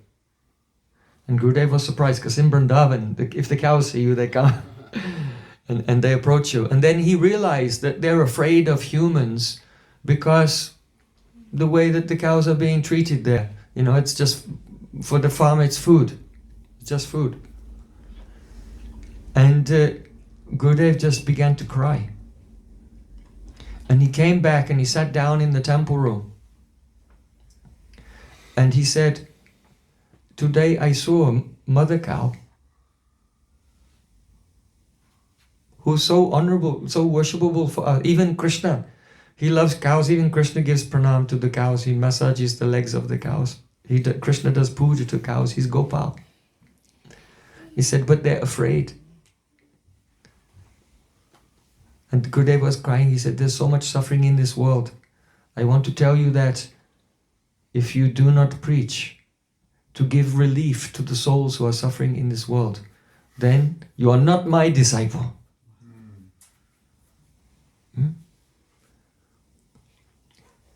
Kobi jiva daya hoibe udoy. Srila Bhaktivinoda Thakur has said, when will compassion for all living entities awaken in my heart? So this is the nature of pure Vaishnava. They are the paraduka duki. They feel sadness, seeing the sadness of others. So we can become callous and not care about other people. But a pure Vaishnava like Gurudev, he's not like that. He sees the pain in others, even if someone seems to be very successful. But they will lose everything. The happiness in this world is just to make you more attached, so it's more painful when you lose everything. That's the so-called happiness. That's why Chaitanya Mahaprabhu told Sanatana Goswami Maharaja that Maya is like a ducking stool. When the king punishes a criminal by dunking them under the water until their lungs are bursting and they can't breathe anymore, then he's pulled out from the water and then dunked under again. So when you have a nice situation in your life and the sun's shining and you're all successful and everything, that's just the gasp of air before you get dunked under again. So Vaishnavas know the nature of this world, how distressful it is. And therefore he insisted, you must preach. Otherwise I don't accept you as my disciple. Once we were in Italy, Viareggio. I just made a festival there this year also in Viareggio. So Gurudev came to Viareggio and there was a big camp there on the ocean. Many devotees came. And in the morning, he came back from his morning walk and sat down in the temple room. And the devotees gave him a beautiful garland of lavender, small lavender flowers. And he sat there. He said, today I was chanting Harinam. Hare Krishna, Krishna Krishna, Hare Hare, Hare Rama, Rama Rama, Hare Hare. And I remember the verse of Srimad Bhagavatam. Evam brata swapriya nama kirtya jatanu rago druta chit utschai hasyasato rautiti rauti gayat unmadavam nrityati lokabhaya. This verse was taught by Srila Ishwar Purpad to Mahaprabhu after his initiation. It says that when a devotee, Evam brata swapriya nama kirtya, has made a vow to chant the holy names, so many rounds every day, 1 lakh Harinam, 2 lakhs, 3 lakhs Harinam, they're fixed in chanting the holy names. Evam brata swapriya nama kirtya. And among the names of Krishna, some of them will become very dear to him. Why? Because the devotees realizing the pastimes of Krishna and the pastimes which he himself personally experienced and is personally really involved in, then the name of Krishna related to that will become very dear to that devotee. And so he'll weep and go, oh, Radha Raman, oh Sham Sundar, Hanata Gokula Sudakara Suprasanna, oh Gokula Sudakara.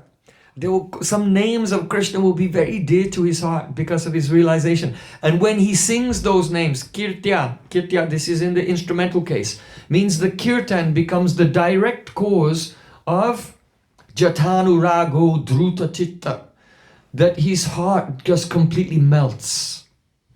And he goes into the state of prem. And in that state of prem, Utschai, Hasyati, Rotiti Raudi Gayat. Sometimes he starts to laugh. Sometimes he starts to cry. Sometimes he loudly shouts. Sometimes he begins to dance. Sometimes he runs around. And anyone who's looking at him thinks, this person has become insane. Why? Because they are still under the darkness of Maya. And that devotee, even though his sadhak group is here, he's experienced the vast expanse of Vrindavan and the beautiful pastimes of Krishna there. And as the pastimes are rising up in his heart one after another, these pastimes sometimes make him laugh, sometimes make him cry, sometimes make him sing, sometimes make him dance. So Gurudev, he was saying, this morning I was chanting and I was remembering this amazing verse. How is it? Hearing this, some greed should come in our heart. I want to experience this. I don't want to just go along with the humdrum life, living here in the dead 3 dimensions of the earth, water, fire, air and ether mixed up by the gunas. Making so many bubbles we call our life that just come and then disappear.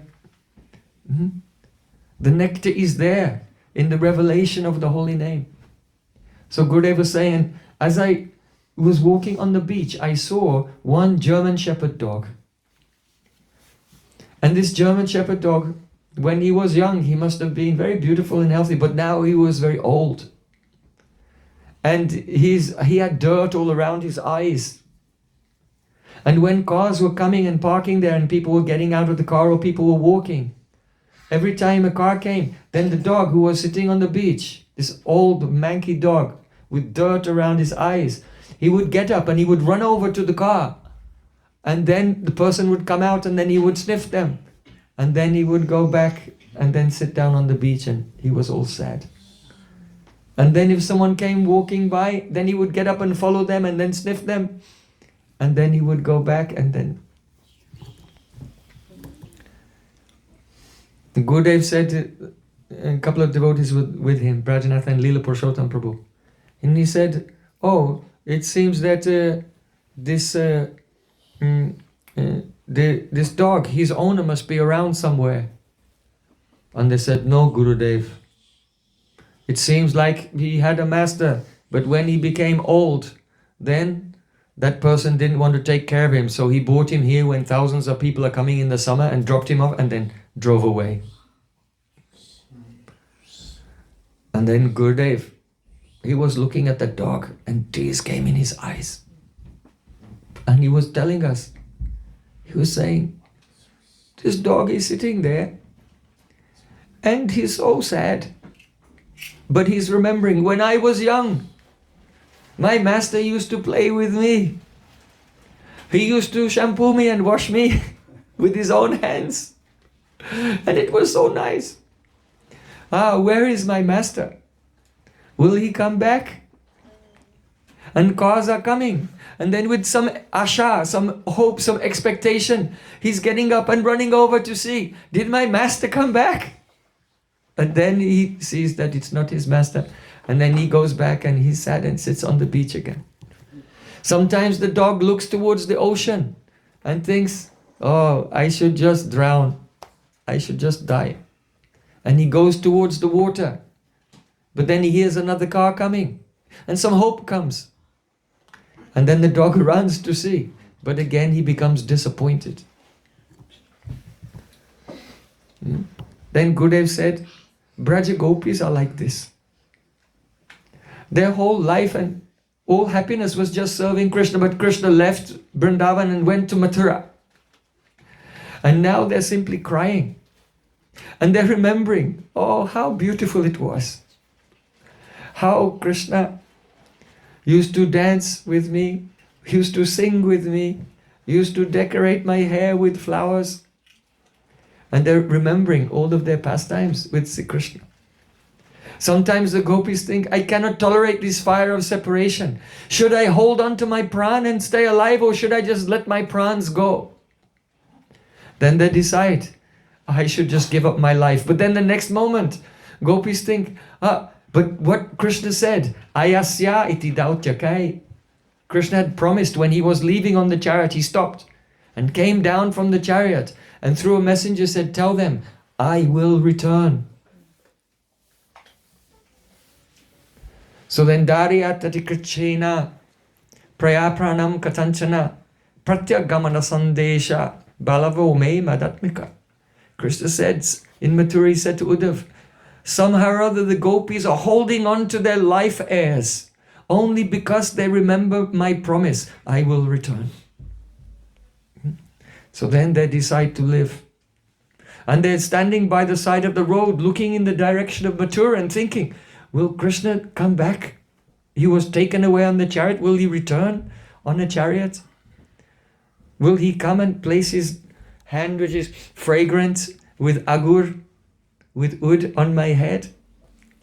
And say, oh my dear Radhika, I went in so many places all over the universe and I met so many beautiful women who were the daughters of demigods and nagas and human kings. And everywhere I went, I could not find anyone like you, gopis of Vrindavan. So now I have returned and I'll never leave you again. Only thinking in this way, Radhika fainted. So Gurudev was saying that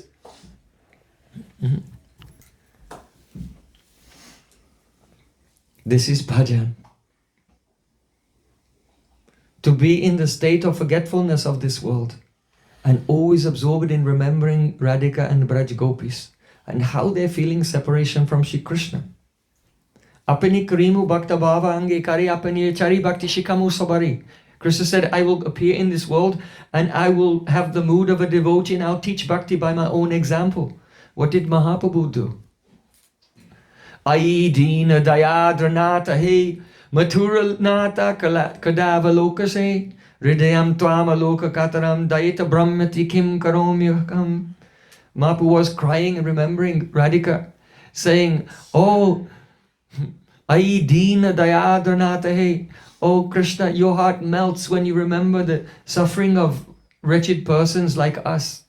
Mathura nata kodavaloks are saying, but now you've gone to Mathura, it seems that you've forgotten us. By associating with Kshatriyas, your soft heart has become hard. So when will I see you again? Hridayam tvama loka kataram. I feel so much pain in your separation. I've become confused, I don't know what to do. Oh, tell me, what should I do? Mahaprabhu himself was absorbed day and night remembering Radhika's mood of separation. And by his own example, he's teaching us how to do bhajan. You can think, where is your mind? What is occupying your thoughts? This is the power of sadhu sangha. When we actually have sadhu sangha, then we don't think about, oh, how can I get a big palatial house? How can I enjoy luxury and be comfortable? The effect of sadhu sangha is that we become absorbed all the time in anxiety. When will I attain? Sri Radha Krishna Pada Kamale Mana Kemani Lobibe Charama Sharana. This is the problem, not how to pay the rent. The problem is, how will I attain the lotus feet of Radha and Krishna? My life is going by. Chanchala Jivana Srota Prabhahiya Kalera Sagare Daya Kelo Jai Divasa Na Asibeyara Ebe Krishna Kiu Paya. The current of time is flowing quickly to the ocean of death, and I am being carried away by that current. The days of my life are passing, and those days will never come back. Oh Krishna, what will I do now? What will be the remedy? This is the effect of sadhu sangha, that the heart becomes changed and obsessed with this. So then Gurudev said that, you know that Krishna is eternal, and Braj Gopis are eternal, and Krishna's devotees are eternal. That dog and his cruel master, one day that dog will die, and his cruel master will never come back. And after some time, his cruel master will also die, because they're all material. But Krishna is eternal, and he loves his devotees. And those who will chant Hare Krishna and do bhajan, they will never die. And Krishna will come to you, and he will take you into his eternal service.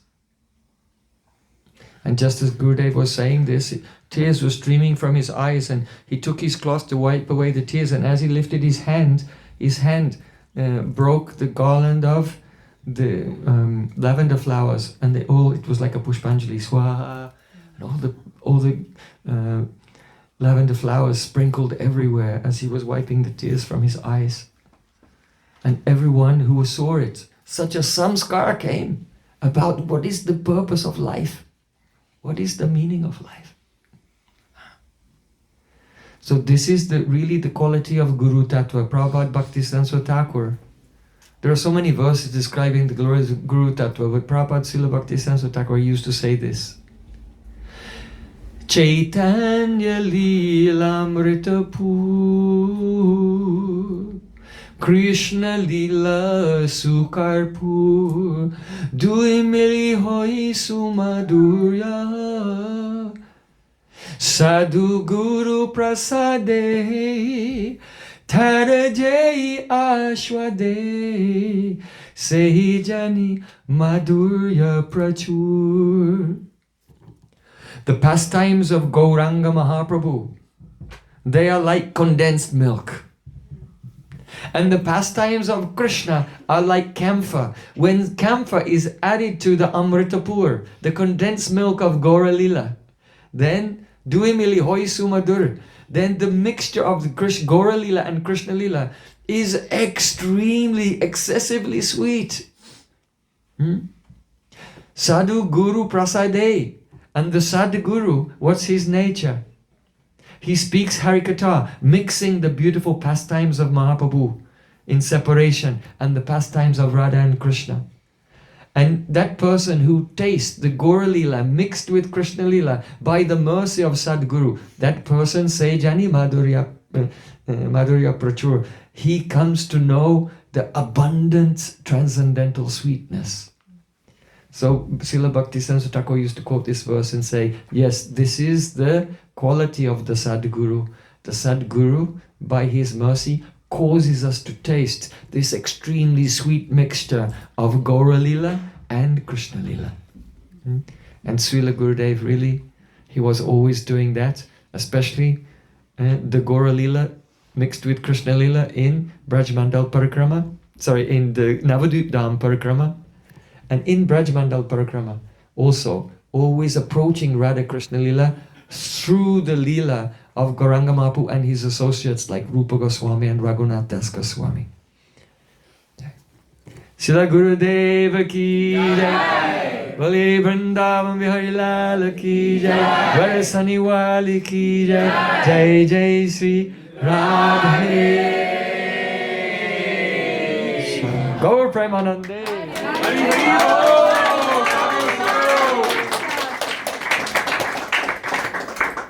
So I'd just like to invite devotees, please join us in India. Oh, what are the dates for Goa Festival? We have a Goa Festival beginning on Gurudev's Vyasa Puja Day. And it will go on for 2 weeks. After that, from there we go to Navadvip Dham, and we have Navadvip Dham Parikrama. You can check out our Chaitanya Academy websites or on my Facebook page. Then we have Navadvip Dham Parikrama, and then after 8 days in Navadvip, we'll come back to Vrindavan and we'll have a retreat in Vrindavan. The official retreat is 2 weeks, but we'll continue for another month afterwards as well if devotees want to stay in our ashram in Vrindavan. And you can ask Janava Thakurani, Madhumangal, Brinda. They can give you all the details for these parikramas. My invitation is from my heart. I invite you, please come and relish the very sweet moments performing parikrama, hearing Srila Gurudev's katha and relishing his bhavs in the holy dham. There's nothing more powerful than this for making the sanskars which are favorable for Raganuga Bhakti. Hare Krishna.